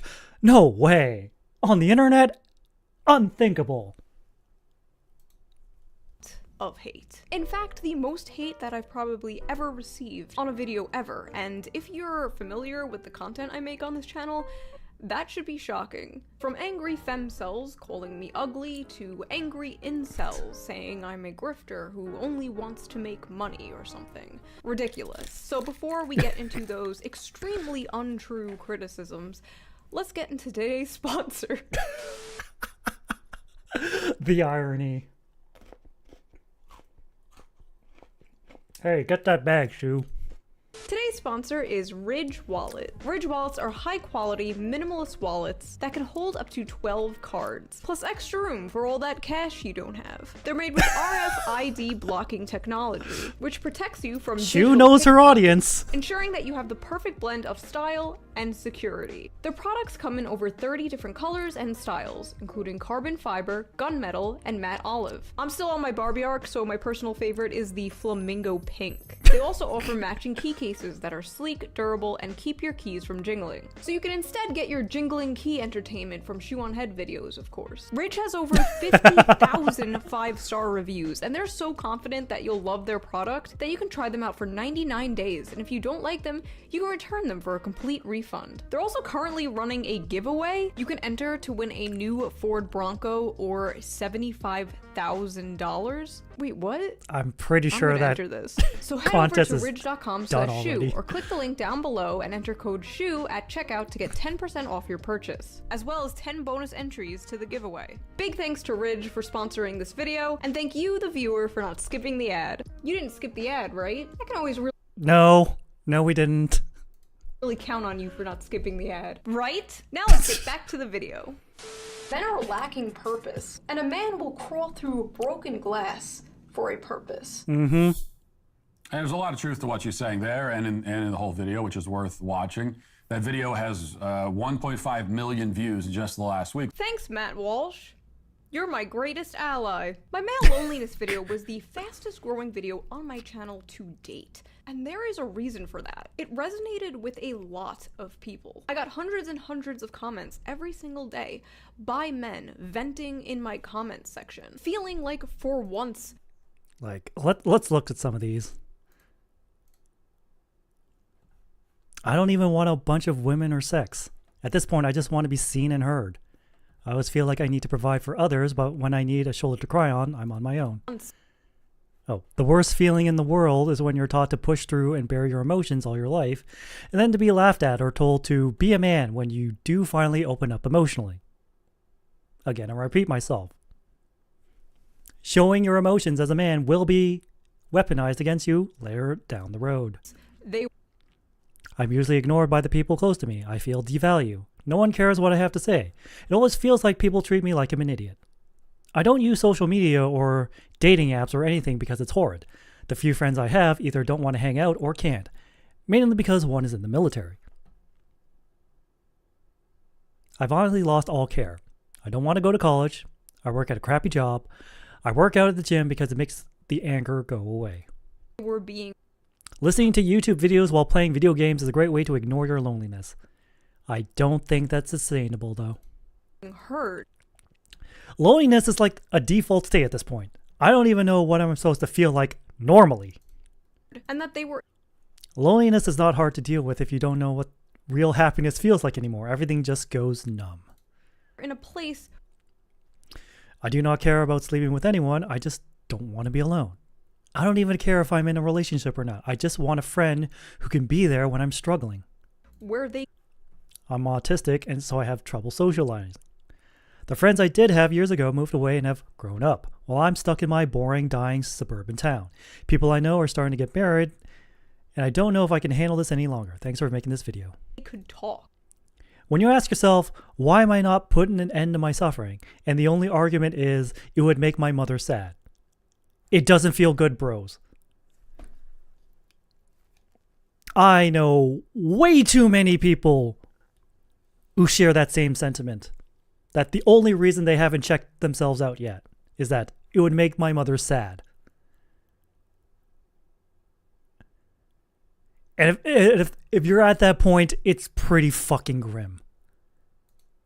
It was simultaneously the most heartwarming and heartbreaking thing I've ever seen. And this discussion blew up so much that it eventually reached TikTok. So oh God. Apparently there's a male loneliness epidemic right now. Is this the consequences of your own actions? These aren't our actions. Men get recognized for the useless things that they are in society. And what do men do? Oh my God, I'm lonely. Is there a male loneliness epidemic right now, or are more and more women just progressively realizing that there's a lot better things to do in life than be stuck with a toxic, insecure man? I don't think we're in the middle of a male loneliness epidemic. We're in the middle of a mass female awakening. You're just reaping the consequences of your terrible upbringing, your own actions. Some men are lonely. I'm pretty sure my terrible upbringing was the fault of my terrible foster parents, not me. Thankfully, I have the old man now. He looks after me. He sets me straight. But the point stands. Because y'all are fucking creeps. Y'all deserve to be lonely. Every single one of them. This is their fault. Fuck them. Imagine being depressed and suicidal, feeling lonely and isolated, and being told it's your fault. And women claim to be the empathetic gender. Men's loneliness epidemic that's going on, that sounds like it really sucks. Just wondering if they've considered smiling more. Wow, that's a really funny... We have. And when we do, we're called creepy, or unnerving, or weird. So we don't do it. And then we get told we're cold, distant, emotionally closed off. There's no winning. Joke. I've never heard that before. Have the men just tried smiling a little bit more? You know, I'd recommend smiling more. Have they tried smiling more? Have you thought about smiling more? Maybe they should smile more. Maybe they should try to smile more. Have they tried smiling more? That's awful. Have they tried smiling? Is this why people think women aren't funny? Yes. Bleak. Now, TikTok isn't the only Yes. place where this insanity happened. The thumbnail of my video went viral on Twitter, which led to some of the most funniest and unhinged reactions. So we are going to go through some of these and talk about them, as well as some of the angry comments I got from the manosphere. Let's jump into it. Male only. Aw, it's not Super Mario Brothers 2 music anymore. I miss that music. Da da da da da da da da da da. This is not real and not valid. We're off to a great start. Being gaslighted into thinking not only do we not have a problem, but we are in fact the problem. Men are lonely because they are terrible people. Why the f should anyone have empathy for men? Men were born bad. You should have empathy for men because they're human. Just like you. It's not that hard. Men are subhuman, and their loneliness can't be cured because they can't relate to actual human beings. Most men are born useless, and are meant to die alone. Nah, men— Into the ocean with you. No excuse, into the ocean with you. You were just actually a bad person. If you actually say something like that. Higher, actually. These men are 100% the most misogynistic demons on the planet and deserve every bit of loneliness they feel. LOL. You don't understand the pleasure it gives me to see these men crying and depressed. Imagine losing in the world that is literally built for you. This is an insane question to ask, considering how society continues to fail women and girls at every turn. Crazy how men's well-being is considered a communal responsibility, but women's well-being isn't even considered. Oh, how delightful! A tweet from Earth 2! I'm so tired of the idea that we must have infinite empathy for men's loneliness while women are sexualized from fucking birth. We are assaulted, harassed, raped, and killed for something we didn't choose to be. But boo-hoo, the poor men and their inability to make friends. You know we can talk about multiple things at the same time, right? Also, it's deranged. Being concerned for males' problems does not take away from women's problems. To say that society doesn't care about women's sexual assault. We have domestic violence shelters that... Yes. You have like hundreds of women's shelters and 0 men's shelters. And the one time someone tried to make a men's shelter, he received so much backlash and he ran out of money because the government wouldn't want to help him that he took his own life. Therefore, proving without beyond a shadow of a doubt, we need something like this for men. We can go to. Men don't. Men being assaulted by women, men being raped is all played off as a joke. When a little boy... Yes. Male on female violence, treated seriously as it should be. Female on male violence, treated as a joke. Everyone laughs at the guy. ...is molested by an older woman, it's seen as cool and hot. Society is fucked up all around. It's not a competition. It is not a zero-sum game. My video can exist alongside your advocacy for women's rights. As long as you're not saying dumb fucking shit, I will stay out of your way. I don't give a fuck about male loneliness. Like, bro, if you can't meet a girl, just dial up the queer homie. Like, decades ago, they were like, no one chooses to be gay. And now they're like, just be gay. And hook up like a normal person. God. If men are lonely on an epidemic scale, why don't they just cuddle and make out with each other? Why don't they just befriend and date each other? Problem solved. I love this advice. Just be gay. Simply become gay. Are you a lonely man? Are you a fucking loser? Consider sucking dick. Tell me why I as a... Yes, because that's going to solve the problem.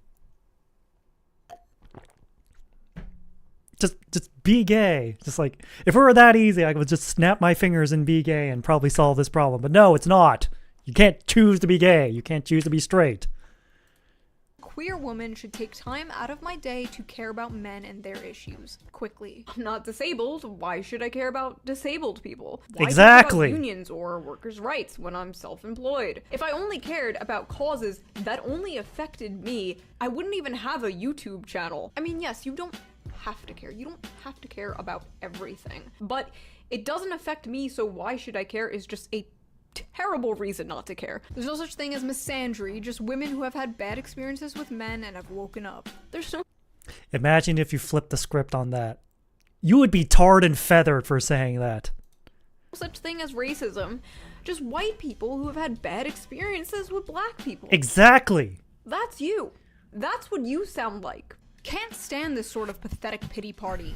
We live in a time of abject plenty compared to any other time in history. Yeah, stop being depressed. You have a bunch of cheap plastic shit from China. Line goes up. World more gooder. Male loneliness epidemic, and it's just them not being able to get laid. Like, we really don't give a fuck. I love how this is always the go-to when it comes to this conversation. Oh no, the men aren't getting laid. But if you, like, actually talk to some of these guys, like, even if you talk to some of these incels, the ones who, like, don't hate women, they're gonna tell you that it's not really about sex. It's about companionship. It's about friendship. It's about having a girlfriend, a wife, a family. And a lot of these people... Yes. Sex does play a part in it, but it's not the whole thing. People were like, well, you know, that's why we should just legalize sex work and Honestly, I don't think that's a solution. Maybe it's like a temporary one, but it's kind of like putting a band-aid on a broken leg. I don't think paying for meaningless sex with a stranger is going to solve the problem. In fact, it might make it worse over time. Instead of male loneliness epidemic. Trust me, as someone who spent many years just drowning himself in tits and booze, it doesn't make it better. It might numb the pain, but it doesn't make it better.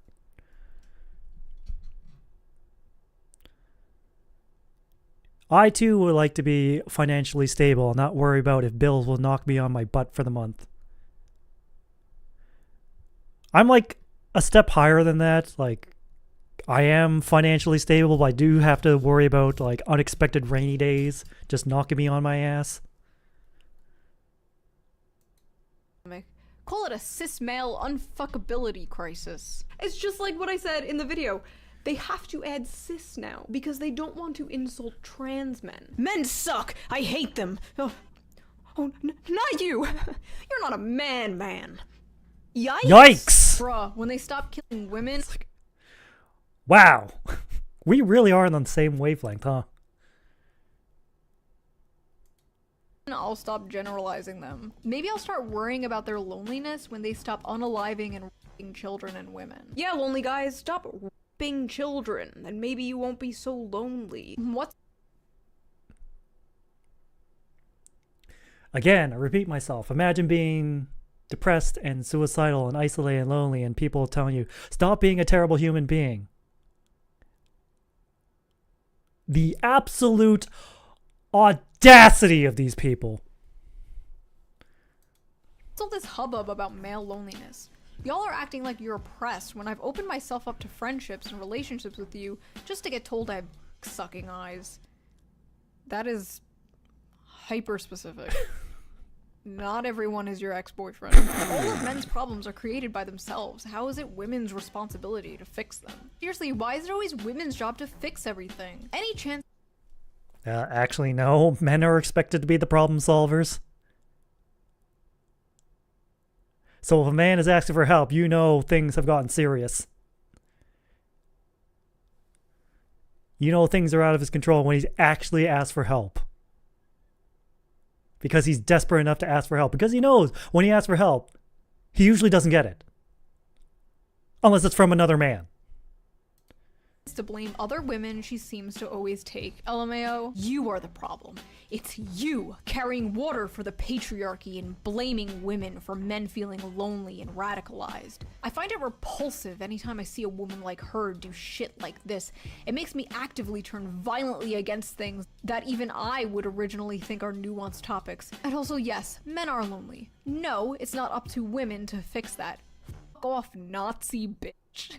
Things I blamed in the video. Technology, social media, dating apps, and the commodification of love. The media, low wages, the housing crisis, social alienation, lack of community, the left not speaking to men, the feeling...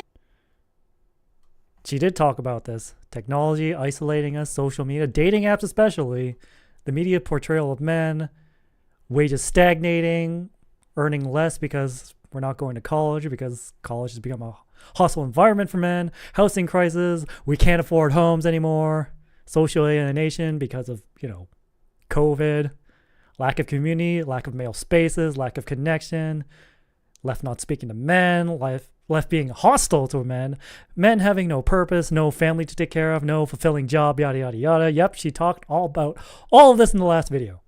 Of having no purpose. Things I didn't blame. Women! She didn't. She very easily could have, but she didn't.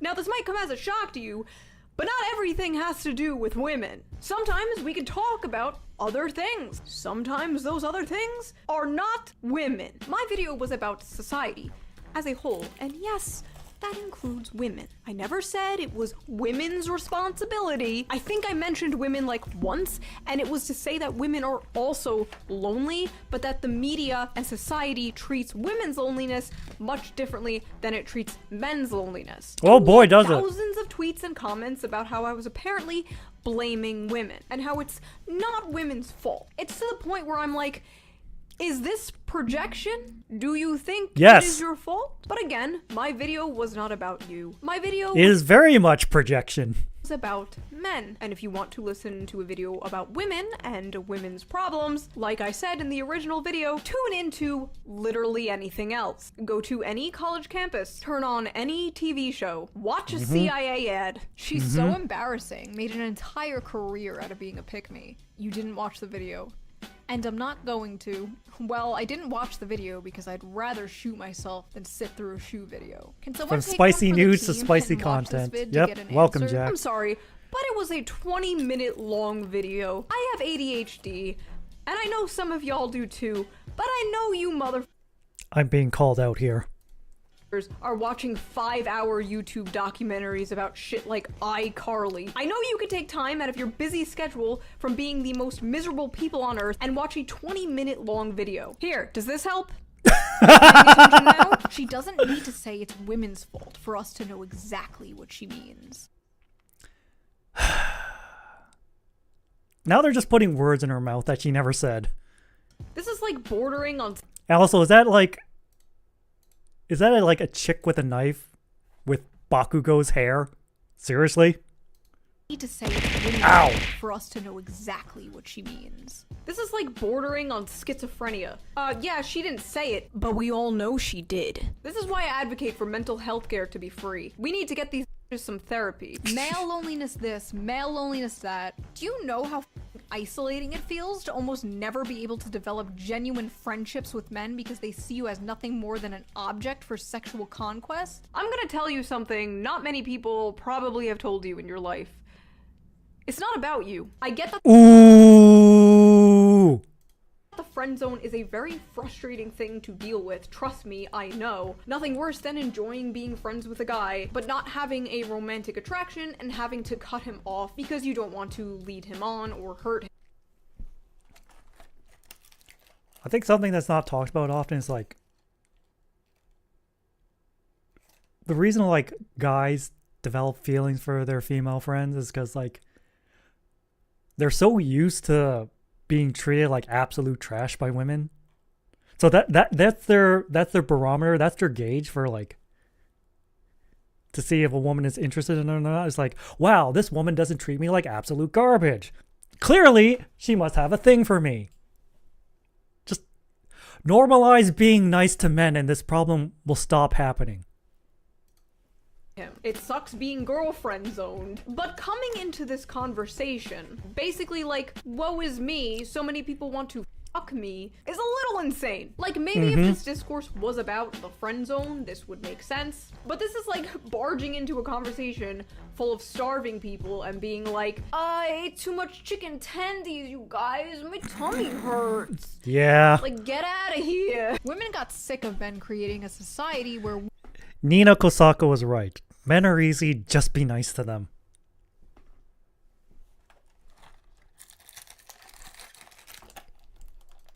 women were second-class citizens, so now men are facing loneliness. Yeah, this is payback to you for not letting women vote decades ago. You personally, men failed I wasn't even alive back the then. whole system for their benefit, and in the moment it starts to crumble because the oppressed class they've always subjected, women, is waking up. They start to put the blame on us, cowards and dangerous misogynists. So first of all, nobody's putting the blame on you. Nobody did that. I didn't do that. You made that up in your heads. And second of all, this system wasn't created for the average man. It was created for the rich and powerful. It benefits the rich and powerful. They have their boots on our necks, and the handmaidens are like, oh no, they look kind of sad. I'm sorry, who has their boot on your neck? All men? You know who has their boot on your neck? These satanic pedophiles in charge of our government. These soulless demonic corporations that would throw your mother into a wood chipper if it made them make an extra penny. That's who has the boot on your neck. Not Joe Schmo working 2 jobs so he doesn't get evicted. Here's some male loneliness discourse for you. Do you ever at all, even for a second, consider the problem is you? That maybe, just maybe, the reason you're lonely is that you are an awful human being, truly just awful, and that it's right that you are lonely? It's fair. I mean, yes. I'm pretty sure they have considered that. the male self-checkout rate doesn't lie. I mean, yeah, they probably do consider that. The suicide rate doesn't lie. Maybe if Thank you, Shu. Thank you. some men weren't bigots, the solution to male loneliness is literally just being a better person. Absolute brain dead take. I love that the implication here is that lonely people are bad people. Every lonely man is just a bigot and a racist and an Andrew Tate fan. I guess it makes it easier for them to like not care about this if they paint these people as the enemy. If you dehumanize the enemy, it makes it easier to sleep at night, I suppose. Now, I started noticing a reoccurring pattern with a lot of these accounts. A lot of these accounts getting mad about or like dismissing the male loneliness discourse. Many of them have OnlyFans.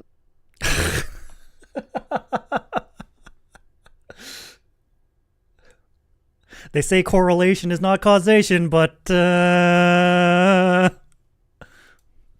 is relevant because like out of everyone on Earth, why would those people be so mad about someone wanting to solve or at least bring attention to the male loneliness epidemic? This is like a crack dealer getting mad at people talking about crack addiction. This is your opinion, and this is where it belongs.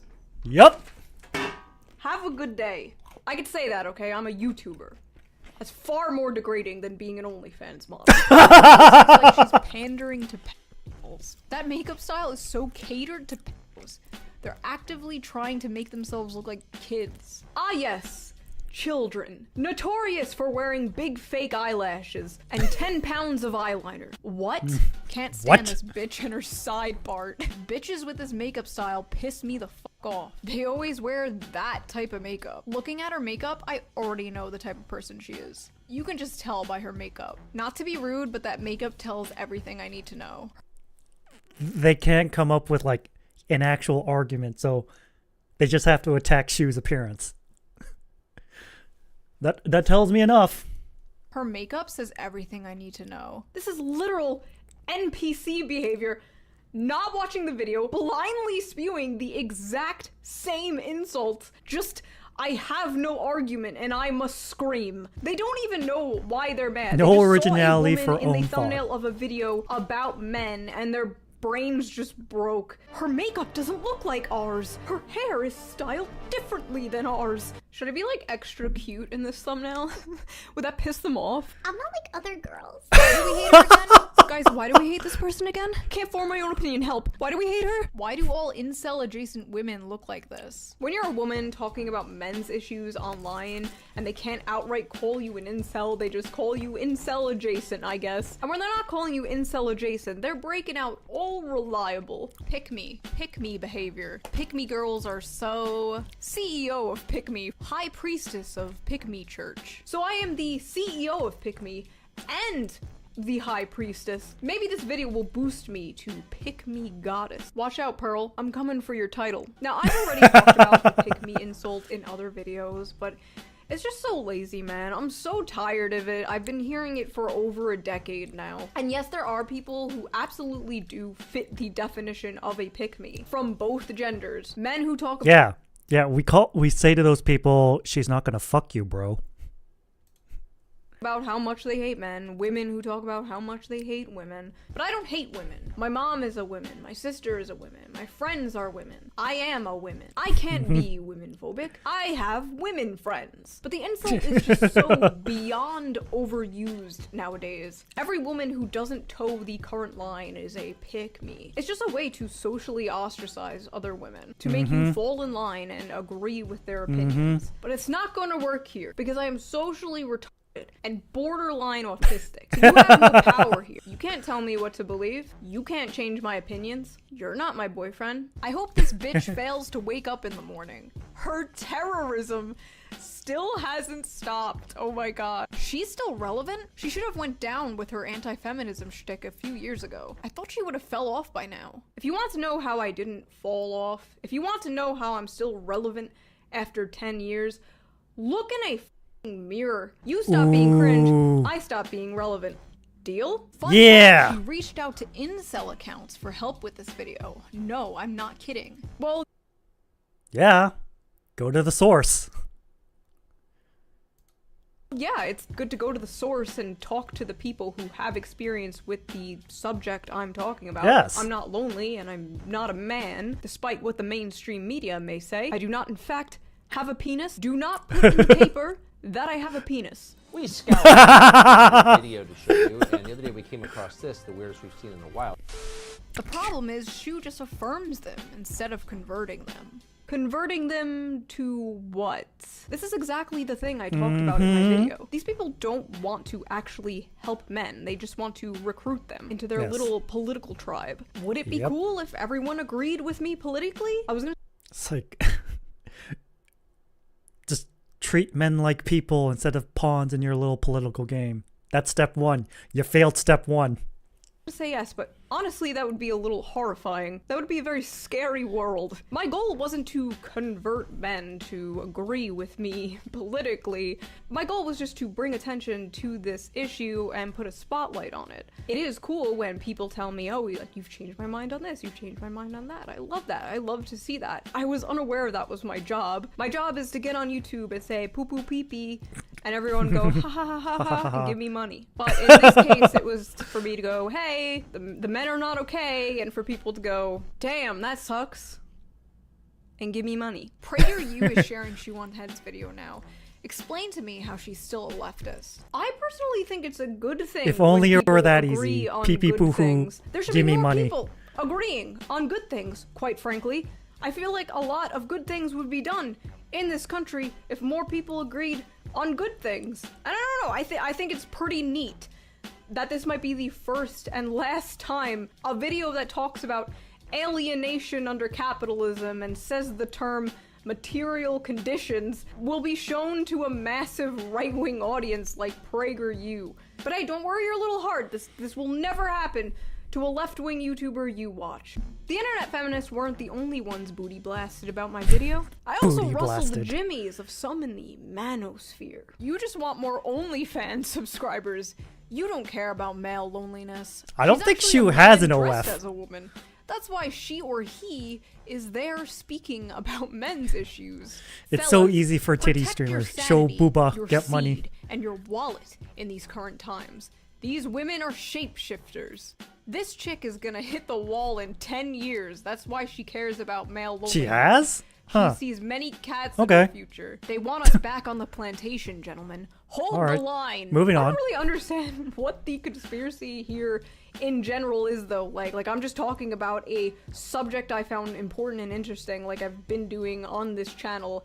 And these guys are like, stay strong, brothers. Don't give in to temptation. Why are we listening to women about male loneliness? Plenty of male figures discussing that. Because when guys bring this up, the media ignores us. Sad but true. We kind of need women allies for this case. Honestly, I'm gonna say it. SJW behavior. Liberal behavior. Woman behavior. To imply that I shouldn't speak or be listened to about a subject because I'm not the correct gender. Anyone can talk about anything they want. That's free speech, bitch. You don't have to listen. You can make your own video talking about the subject, Mr. Man, but you know they're just gonna call you sexist and misogynist, so you might as well just use me as a human shield. It's not that she's a woman or cares. She's the kind of person who will only talk about an issue because it's popular. Women Has she, in her own words, been talking this for like 10 years? It wasn't popular back then. Please, let's just all work together. Is that so difficult? Apparently, yes. Sadly, it is. suddenly want to help men, but only because it benefits them and their causes. Well, now not only are conservative women talking about it, but also the left. This is the problem with the women that decide to come forward and speak about men's issues. They don't care about men's issues. You must ask the question. Now that they're coming around and talking about men's issues, is it to help men or to win men into their cause? So first of all,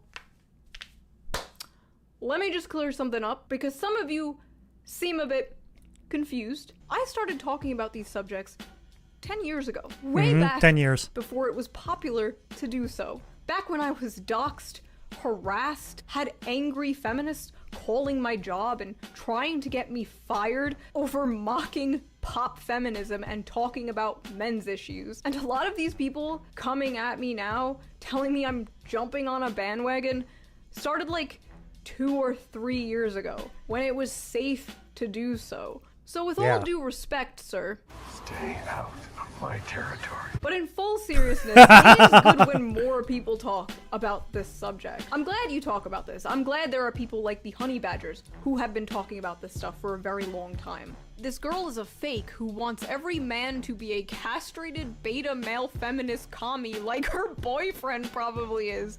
She takes advantage of men like this.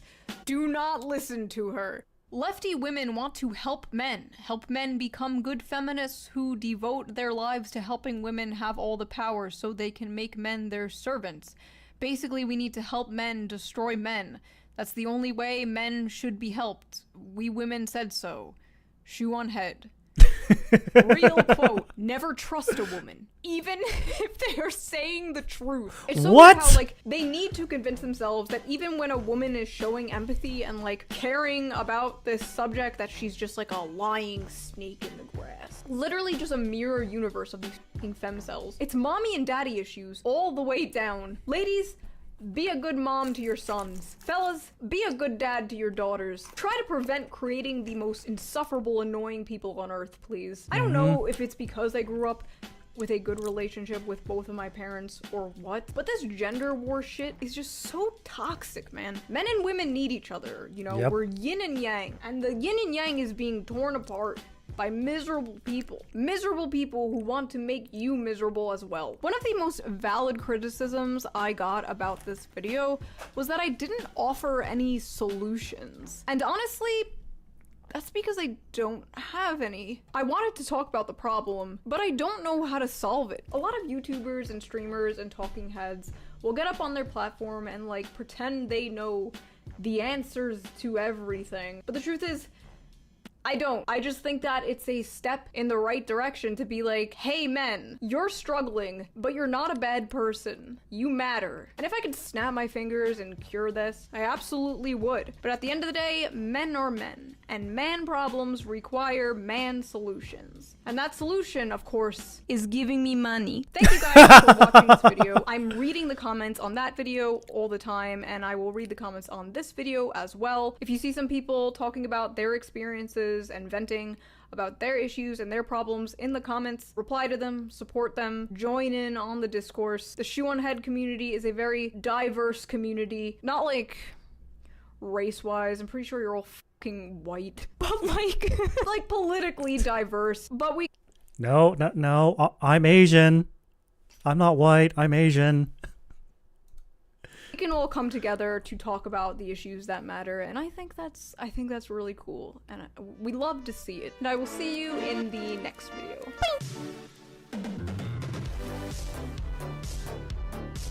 All right, what is she gonna say at the very end?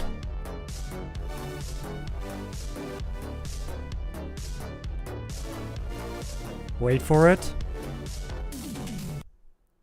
Oh, nothing.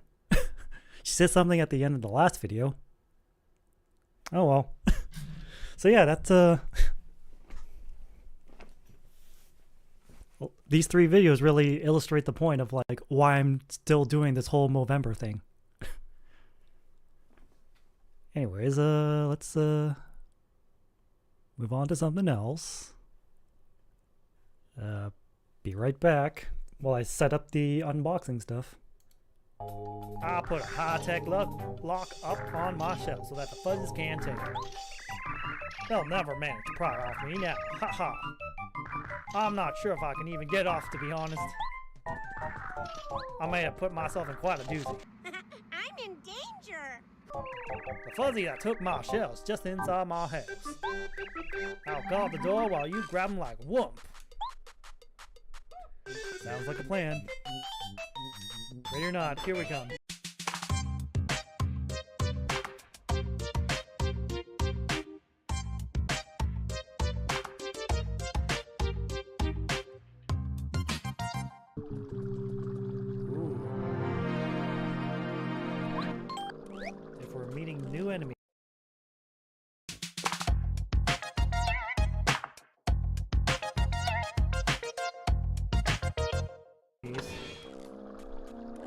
Whoa, Mario, what the?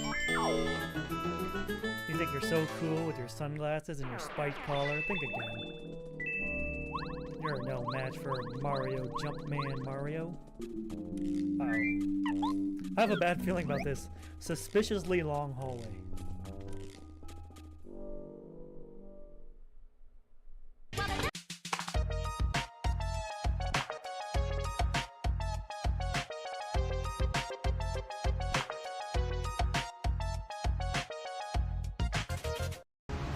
How'd that happen? How did his castle get underneath Peach's castle without anybody knowing? Well, you got me. By all accounts, it doesn't make sense. You're such a hardy one, alright? I was smart to come here to check on you. What? What's that, Daddy? What's that weird flying thing? Oh.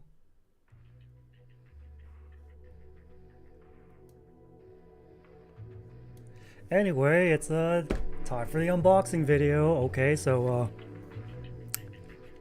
full disclosure, I went on that 3-day break I was on from Friday to Sunday. Yeah, I went on a little trip with my friends. Cause like in my spare time, when I have spare time, which isn't a lot, sometimes I like to play trading card games with my friends. I mean, yeah, you can definitely get one of those anime mats, Jack. Highly recommend. So, I don't know if you guys are aware, but Hololive recently released its own official card game. I think it was like back in September. And I was getting kind of bored of the current card games I'm playing, so I was like, you know what? I like Hololive. And since Hololive started its own card game, I don't think they're going to get any more expansion packs for the current card game that I'm playing that has Hololive in it.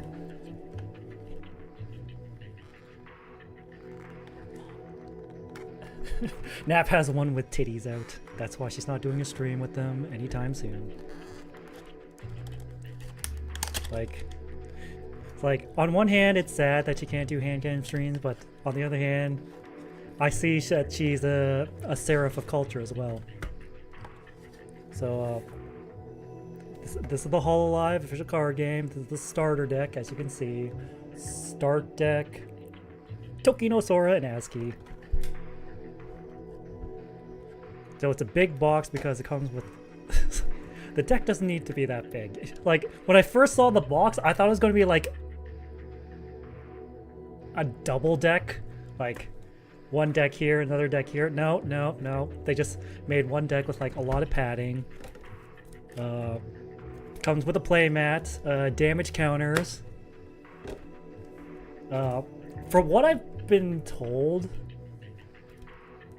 what I've been taught by the owner of the store, while he was running like the big national card game tournament that weekend, like during his off time, he was like, so yeah, it's like, as a Bushiroad representative, I'm not supposed to say this, but, and we kind of filled in the blanks, like, yeah, Hololive TCG plays similarly to Pokemon, which is good because I've played Pokemon before. The last time I played Pokemon TCG was on stream, like almost 3 years ago for the Game Boy Color.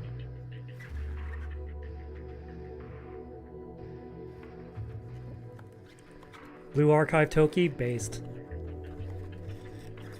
Like, somehow I don't have Vanilla Toki, but I have Bunny Toki. Explain that. Anyways. So let's get this all arranged. Oh yeah, this extra box is just like, it's just a pack of like the necessary energy cards, or I guess in this format it's called yell cards or cheer cards, but it's basically energy cards for Pokemon, let's be real. Oh, the foil is blinding. Oh, maybe I should put that away. Okay. Flashbang. No, the flashbang redeem is on Jack's stream. Okay, so let's I do have like the instructions on how to play the game pulled up somewhere on one of my tabs. But yeah, like I went away for the weekend because like I just finished the StarCraft stream. It was very exhausting. 3v1 is just bullshit. Almost as bullshit as 2v1 with double tech tree each. Like, that's just not fair. Who thinks Pecora is going to win the Game Awards? Don't let the fact that Pecora was nominated for Content Creator of the Year at the Video Game Awards distract you from the fact that she bought a fucking monkey. Alright. Alright, let's try to arrange things. It's not going to fit all... Okay. Okay, so this is like an unconventional deck. You'll have a total of 71 cards. And you are on normal. Just imagine hard. Okay. I think I did look this up. The original StarCraft and Brood War do not have difficulty settings. StarCraft 2 does have difficulty settings. It's just StarCraft 1 and Brood War, they just get progressively harder.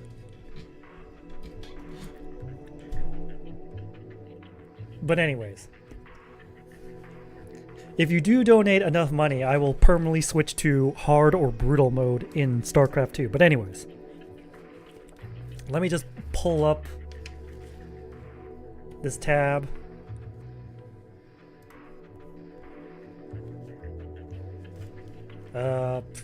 I did post it on Twitter.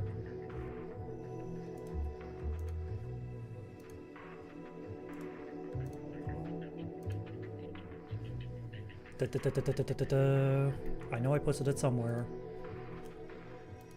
Yes, I posted it. It's in the pinned tweet. 150 to switch to hard mode permanently, 200 to switch to brutal mode permanently. I tweaked some numbers, but that's generally most of the things are changed, or most of the things are the same. Some things were tweaked for StarCraft 2, like $10, choose permanent tech upgrades or mercenaries. Because, like, you can hire mercenaries during your missions. They're basically souped up versions of the regular units. But, of course, you have to hire the mercenaries first. You have to sign a contract with the mercenaries first before you can deploy them in a mission. But I'm getting off topic here. We're supposed to be talking about... Blah, blah, blah. Yep, the war pigs are like the starting like elite marines you get. Okay, so how the Hololive TCG works. Okay, we'll put the deck upside down. So basically you have a 71 card deck. So you have your 50 card deck, which is like your non-Oshi, non-Yell cards, max 4 of any one card. This is the deck you draw and search from.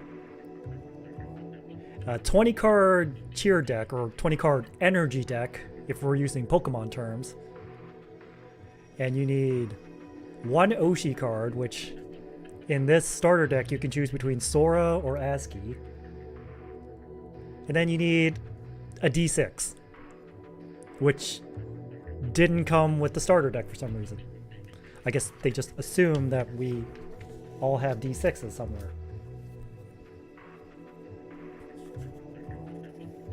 You know, if I knew this was going to happen, I probably would have stolen a D6 from the craps table from back in the day. But I was more concerned with more pressing matters, you know, like staying alive. But I digress. Alright, so let's see. This shiny spot on the playfield, that's where you put your Oshi card. And your Oshi card is like... It's really confusing because, like, this shouldn't be on the field. Like, it might as well just be taped to your forehead. Because, like, it really doesn't do anything. It can't be attacked. It doesn't attack. it just tells you how much life you start off with, and like some busted abilities that they can activate either once a turn or once a game. Like this, the top one is usually once a game. The bottom one that costs more, that's like once a game. Top one is once a turn. And like the indicator, okay, that's super shiny. Maybe if I show it at an angle. See, life 5. I can't believe I bought card sleeves in Japan just because there was a cute anime girl in them. Many such cases. Myself included. Of course, with me, it's like specific cute anime girl. Like, cute anime girl that I actually like. Okay, is there any safe way to like... Okay, we can like slowly pull this out. Okay, okay. Okay. Okay. So yeah. In your starter deck, you can pick either Azuki or Sora to be your Oshi. Yep. Yep. And the backs, yep, Hololive. And then that goes in the Oshi spot. Like there or there. Okay. Look, I barely just learned this game myself, so my explanations are going to be a little spotty. And these are the energy cards, or the cheer cards, or the yell cards, whatever they decide to call it. I think currently there's like 4 colors, like white, green, red, blue. So basically like colorless, grass, fire, water. Yeah, they start you off with a lot. Because you are required to have a deck of 20 energy. And then I bought an extra separate pack of just energy cards in case I want to like tweak my deck later down the road and not have to like spring for all this extra energy. So yeah, the energy cards and the Oshi cards have this like very like rainbow platinum back. And then you'll notice like the normal cards have like a black back. So I guess like if you're playing these cards without sleeves, you can differentiate like, oh, this is supposed to be the energy deck. Oh yeah, the energy deck, I need to point out, if I move the mat here, the energy deck goes here, voila, in this bottom left corner. And then like you have your basic cards. Like debut, it's this hololized version of basic Pokemon. So debut, debut, debut, debut. And then like also debut, 3 debuts, okay. And then first generation is like stage 1 evolution. Stage 1 evolution. Debut again. So debut is the equivalent of starter Pokemon, basic Pokemon. And second generation, stage 2 evolution. Pretty easy to understand. The translations are being worked on. I think it's like because of like licensing issues, artist permissions, plus that it's cover corp, getting permissions to like show like the card art on a website. They're working on it. Spot, I believe Spot is like, think of it like a really strong basic Pokemon that can't evolve. I'm pretty sure it says like Spot's, oh yeah, evolving in Hololive is called blooming. And then you have like your support cards, which is the Pokemon equivalent or Hololive equivalent of trainer cards in Pokemon. And like if they say limited, that means you can only play like one of these a turn. Like other support cards, you can play multiple times if they don't say limited. But of course this one says limited. Of course, I need to look up all the translations to like see what they actually do. So basically, like, so how the game works, it's basically Pokemon, like I said before. Oh, I need to put these cards back. Alright. So, the cards are back. Alright. So first you start the game, you take your Oshi card. The one that says like life, super shiny. You put it in the Oshi position, face down when you start. Then you take your deck, shuffle it, you put it over to like the far center right. It's hard to shift everything. I'm just kind of like move the camera a bit. It's hard to accommodate everything because the playfield is so wide. So over there, yep, this is where the deck goes. Then you shuffle your energy deck. Shuffle, shuffle, shuffle, shuffle, shuffle. Put it in the bottom right. Rock, paper, scissors with your opponent. Rock, paper, scissors. Winner chooses who goes first. First player, draw 7 cards.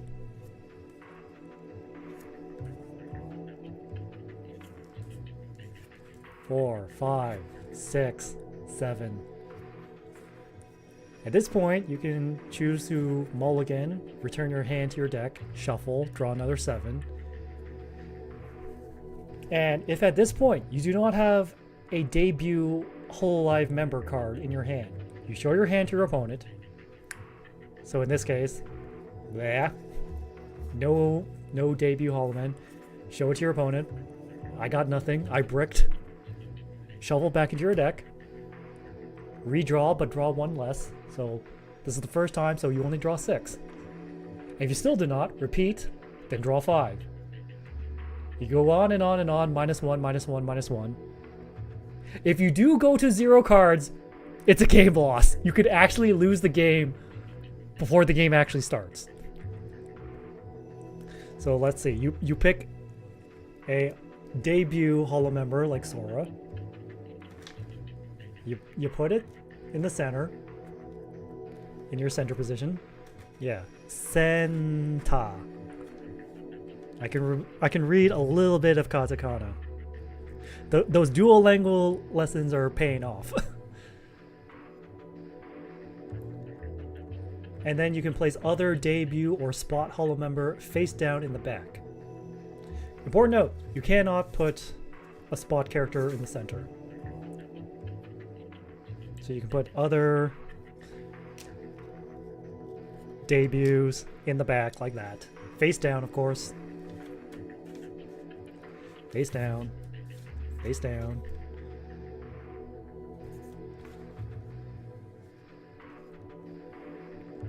And then move cards from cheer deck up here to the top left, equal to your life. It's basically your prize count. Roll reverse prize count. If this reaches 0, you lose. And then when the first player does that, second player does the same. All the steps above, blah, blah, blah, blah, blah. Alright, game begins with first player taking turn. Back and forth until someone wins. Win conditions. Opponent has 0 or less life. Normally due to downing an opponent's Holo member. Downing is like knocking them out. Second win condition. Opponent has non-Oshi Holo member on stage. Yeah, 0 non-Oshi Holo member. So basically, like, you empty their front row and their bench is empty too, in terms of Pokemon, if you want to do the Pokemon analogy. And third win condition, opponent has no cards in deck and they attempt to draw on their hand step. So they can deck out. Okay, so it's when you start, reset step. Like all your turn sideways cards make them upright again. And if there's a character in the collab spot up here beside your center spot, next step, move them back, rest them, or turn them sideways. If your center position is empty, like that, choose an active back position character or character that's upright, move them to center. If you don't have any upright characters, unfortunately, you have to put an on break character or a sideways character. But anyways, hand step. Draw a card. Yoink. Cheer step. Reveal top card of your cheer deck. Put any... It's basically energy. Everyone gets automatic energy at the start of a turn, like once a turn. Main step. Do any of the 6 actions below, in any order as much as you want. Put more debut cards from hand to back position. Bloom or evolve. Place a holomem on top of another holomem, the same name. Let's take a Sora, put it on top of a Sora. I think the condition is got to be like, yeah, same name.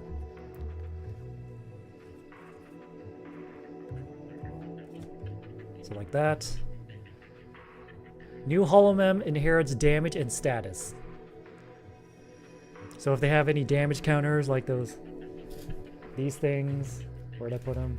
These little triangle things that they provided that you can just punch out and use as damage counters. But restrictions. Cannot bloom on the first turn. Cannot perform with spot holomem, target or new. So spots cannot bloom.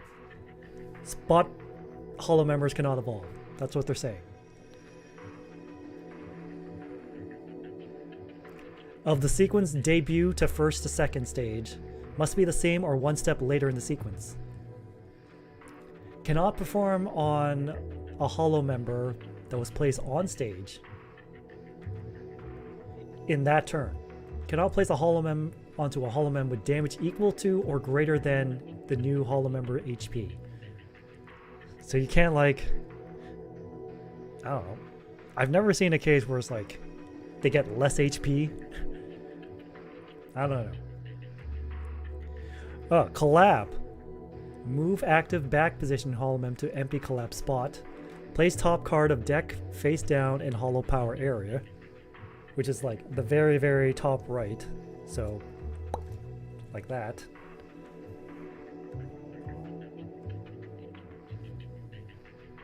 I'm just reading the instruction guides on the site. Use Oshi skill or SP Oshi skill. So archive, the archive is like the graveyard, the discard pile, the waiting room. Basically where all your used cards go. Hollow power. So discard hollow power cards equal to cost of skill and perform skill. Note that some Oshi skills can be used at other times. Or play like a support card like this. Choose a support card from hand. Perform its text and archive it. Only one limited card can be used per turn. First player may not play limited cards on the first turn. You can also do Baton Pass, which is basically a hololized version of Retreat. So you can see Baton Pass in the bottom right. So it costs 1 energy, so you gotta like discard 1 energy to move back, switch with someone else.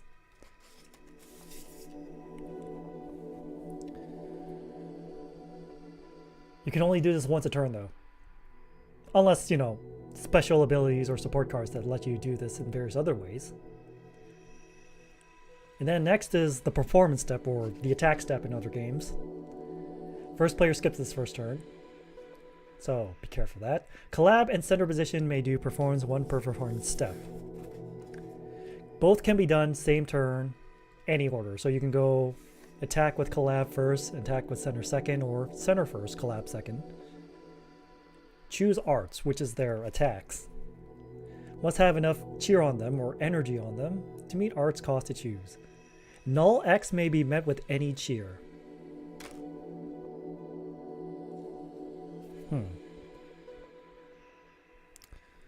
Let me see here.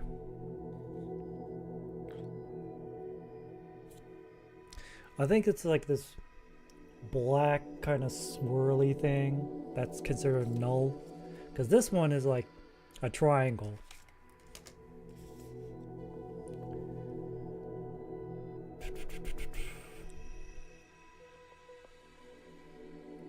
Other colors require that specific color. Choose a target. So you can target opponent's center or opponent's collab. Place damage equal to number value. Some arts have bonus due to color of target holomem. Some arts have additional effects. If damage on holomember is equal to or greater than HP, holomember is downed or KO'd. They get sent to the archive, which is the graveyard or discard pile, with all cards attached to them going along with them. When no more arts can be chosen or performed, move to end step. End step, during this turn, effects end. If you do not have a center position holomem, perform reset step part 3. Choose an active back position, blah blah blah at this time. Opposing player begins turn. So, when a character gets down, you archive that holomember and all cards on them. Lose 1 life. When a character gets down, you lose 1 life. Reveal 1 card from life. Give it to a holomember on stage. More than 1 life may be lost due to effects. So, neither player can bloom on their first turn. Just making that clear. And you cannot play a debut and then immediately bloom. You have to wait a turn.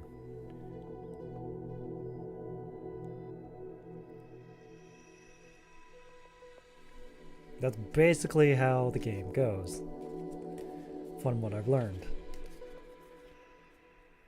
Let me just make sure everything's in the right order, blah blah blah blah blah. Yeah, archives in the bottom right over there. Like, you get your choice of ASCII or Sora. Look, like, the thing about, like, your Oshi card, apparently, is, like, it's not really indicative of, like, what your deck build is or what your strategy is going to be. It's just your life indicator. And maybe some extra skills they use.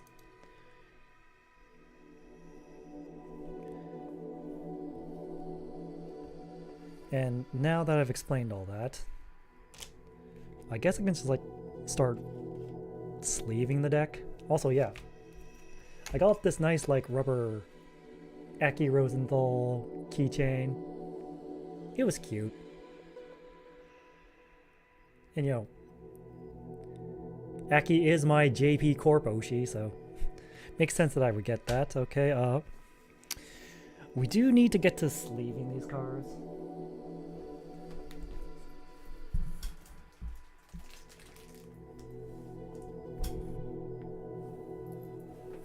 And I did, like, buy some, like, a deck box and sleeves, but I couldn't find any Aki sleeves or deck boxes, so I wanted Flair. I like Flair. She sang Symphogear songs. That's already a big plus in my book. Alright. Now here comes the long process of, like, sleeving my cards. The long process of sleeving my cards and over sleeving my cards for extra protection, because I want these things to last.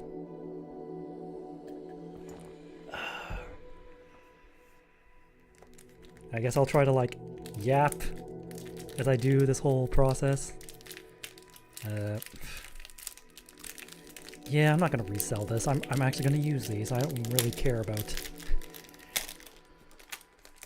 I'm not overly concerned with like being careful with the packaging. It's like some damage is inevitable.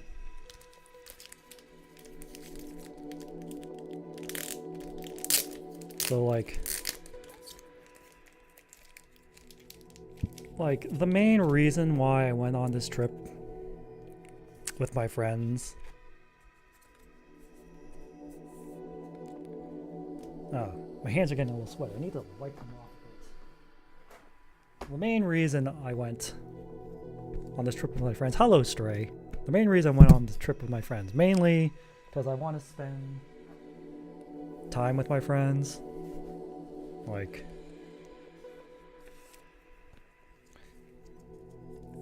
when you're feeling depressed, it may seem counterintuitive to like go outside and interact with people, but that's absolutely necessary. Especially since we just finished watching videos about like how difficult it is for men to maintain friendships.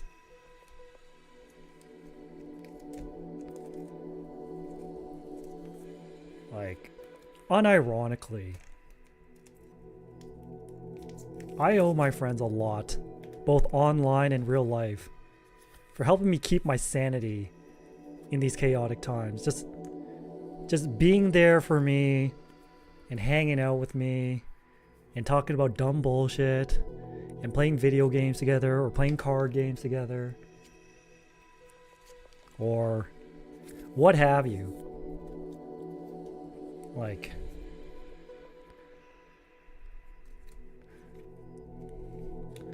I know Soul likes to say like the power of friendship is like absolute bullshit, but I think he means that like in the context of like big climactic battles that determine the fate of the world.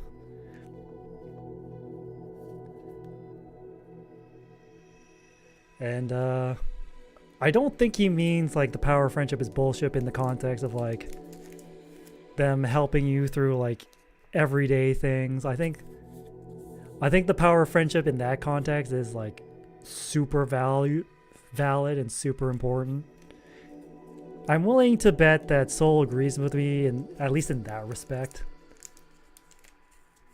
Yeah, he doesn't like it when the power of friendship is when the hero pulls a victory out of their ass.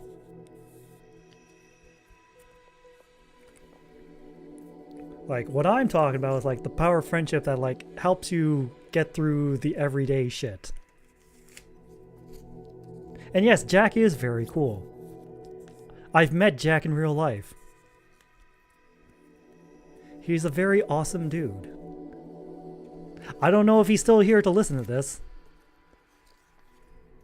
but it's true.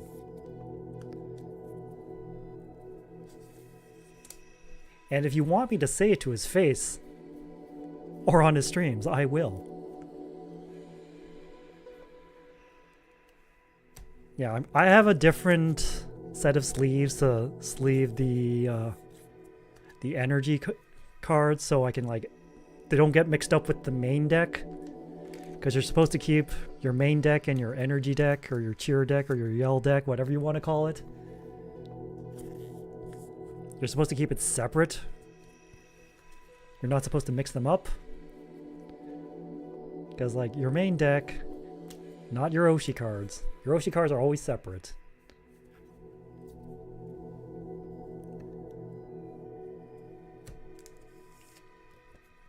So anyways, what I was saying, yes. It's important to spend some time with my friends. I think it was more important to like take some time off of work. Because like, quite frankly, work has just been, I don't want to say soul crushing, but it's getting pretty close to that. Which is why I was like trying to find a way to like transfer to a different department. But I think it just recently passed like the time limit for them to like respond to me. So I have a sneaking and sinking feeling that they're probably not considering me for that transfer position. I can only hope that like the expansion to our site will shake things up and maybe a possible change in my work schedule.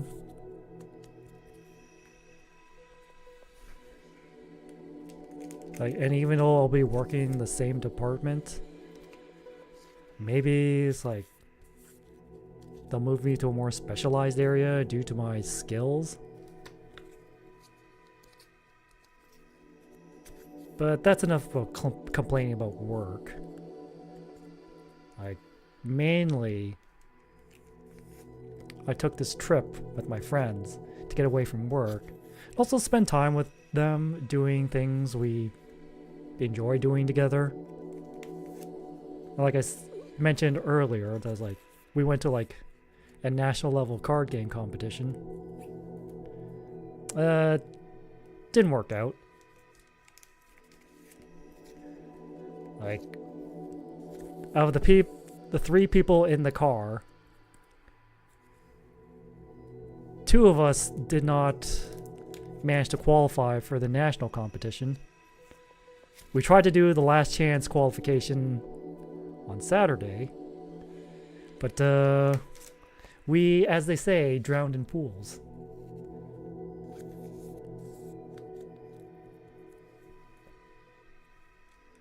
Our third friend, who like did qualify for nationals, I believe he managed to make it to top 8. Kind of sucks that he didn't make it all the way through. But you know, that's just the nature of the game.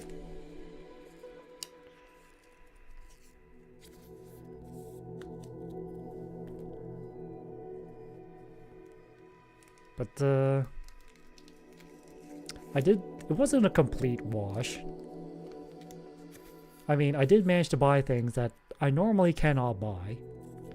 And by that I mean buy a 12 case of Mountain Dew Baja Blast. Just like those sleeves super hard. And not this time, Stray. Even if I was super hard, no one would be able to tell the difference.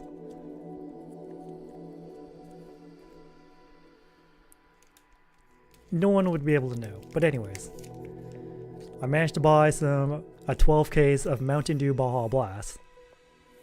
Those just disappeared from where I live. Like around 2020.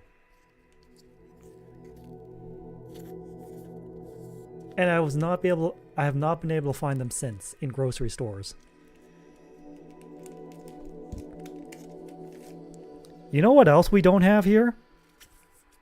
Peanut butter Oreos. I can't believe you guys have been holding back on me like that.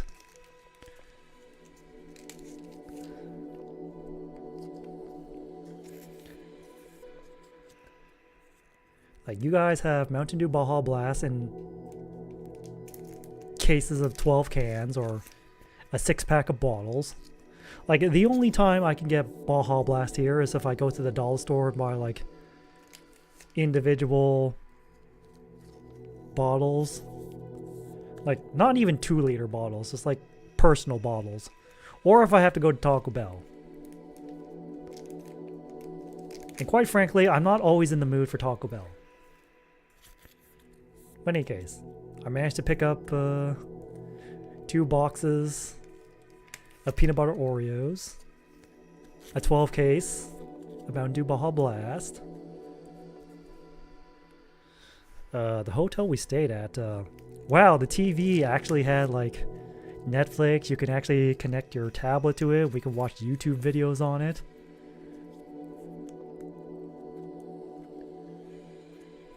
So we like spent the majority of the nights like while deck checking and writing out card translations. Just watching clips of Hololive girls playing the new hotness that is Liar's Bar. It's just funny that like every like chat member who plays with them, like they all just unanimously agree, just play with the pig avatar.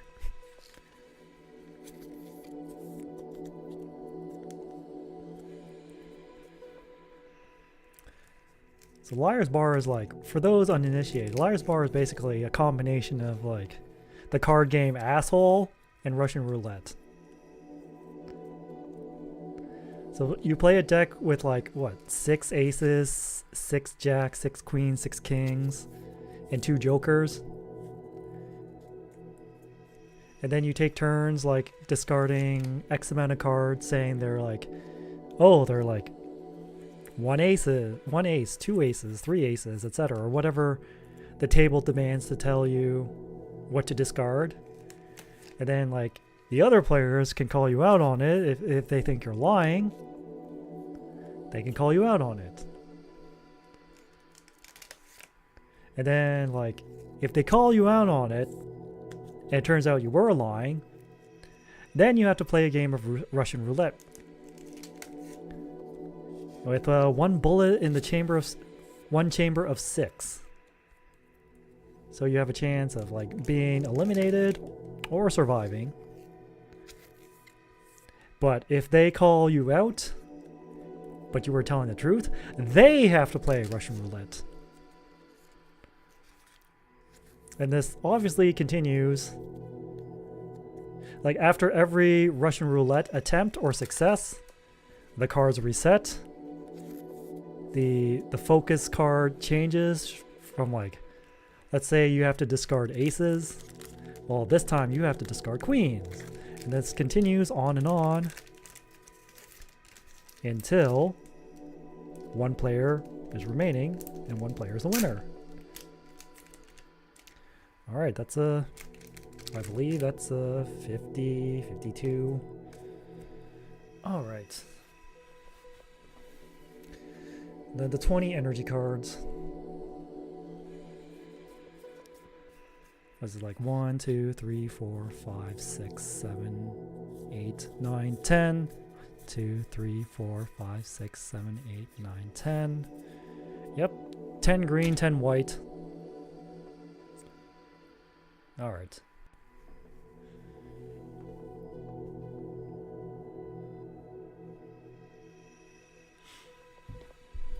What else? What else do we do? Apparently we had friends in like another city who came to the same tournament. They stayed at a different hotel, and let's just say they had a close encounter with a little friend that they like to call Maxie, and just nope the fuck out of there and move to our hotel. I'm like, oh boy. Sure glad we didn't pick that one.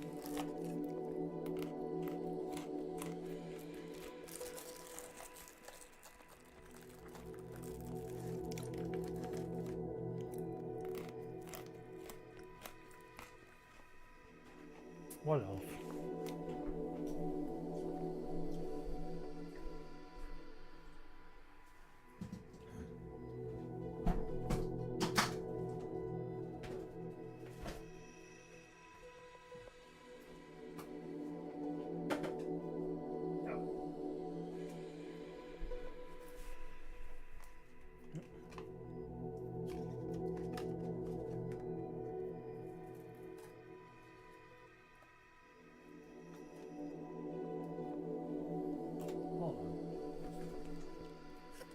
We do have dragon shields. I got these in emergency for if I had to re-sleeve my deck I was playing. But that emergency has passed. You know what? In hindsight, that was kind of dangerous to do, but fuck it.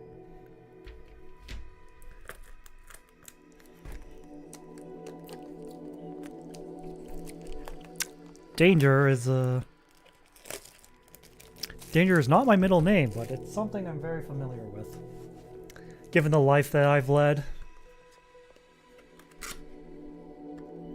Yeah, I like to think that, alright, silver matte finish. Hey, just like me. Silver.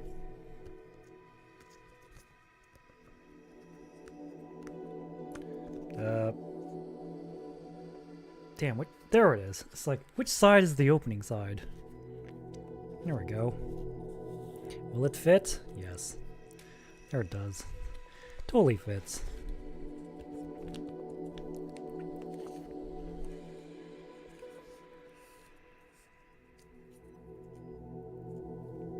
Like, So, let's see. What did we eat Friday night? We ate, I think we ate Chick-fil-A Friday night. I've never had Chick-fil-A before, believe it or not. It was like, sure, I'll have Chick-fil-A. Their waffle fries are amazing. Their chicken, pretty damn good. A little expensive for my taste. But, you know, in this economy, everything is expensive. I don't like it, but that's just the way it is. I would rank that place as a sometimes place to go. Saturday night, after we drowned in pools and wanted to drown our sorrows too, we went to this nice little Japanese restaurant. Let's see, I ordered the ramen. The noodles were kind of thin. The broth was good.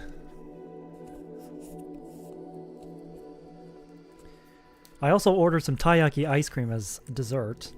It tasted exactly as I expected it to. The chocolate drizzle was a nice touch. Let's see. The pork in the ramen was delicious. Not a big fan of like the sliced cabbage. The egg, superb. The fish cake, good. The seaweed, good. The corn, good. Noodles, a little too thin. Yeah. And then Sunday night, after we got our last friend got knocked out, we went to Wendy's. A fourth friend who decided to hitch a ride with us from the other city was heading to our city. I think he ordered like 50 nuggets.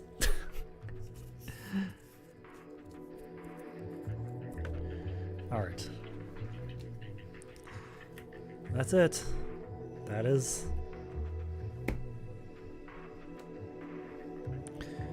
the entire deck. All sleeved up. I guess I'll try like alternating between either Sora or ASCII. I'll put on like the overprotector. Card bearer series are produced with carefully selected Japanese materials by high-level processing technology. This series have achieved great reliability and high evaluation among all card game players. Why don't you try them? Don't worry, I will. But that's the end of the stream tonight. Thank you all for joining me as I suffer through eating spicy noodles, watch some videos that encapsulate the entire reason why I do Movember, and then watch me indulge in my card game hobbies. Let's see who's still streaming.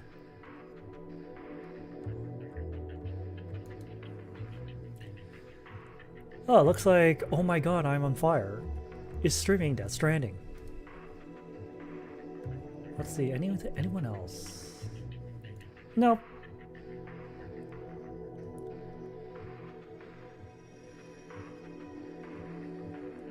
I do need to move the keyboard back into position.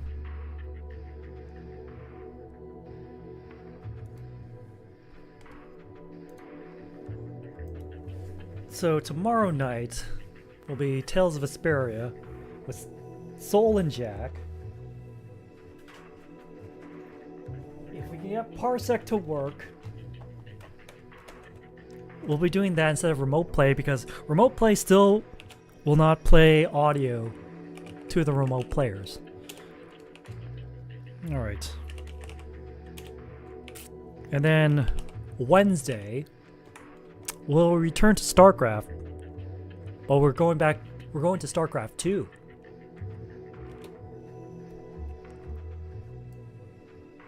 Yes, chronologically 4 years after the events of Brood War. But anyways, good night everyone. Remember, stay prime.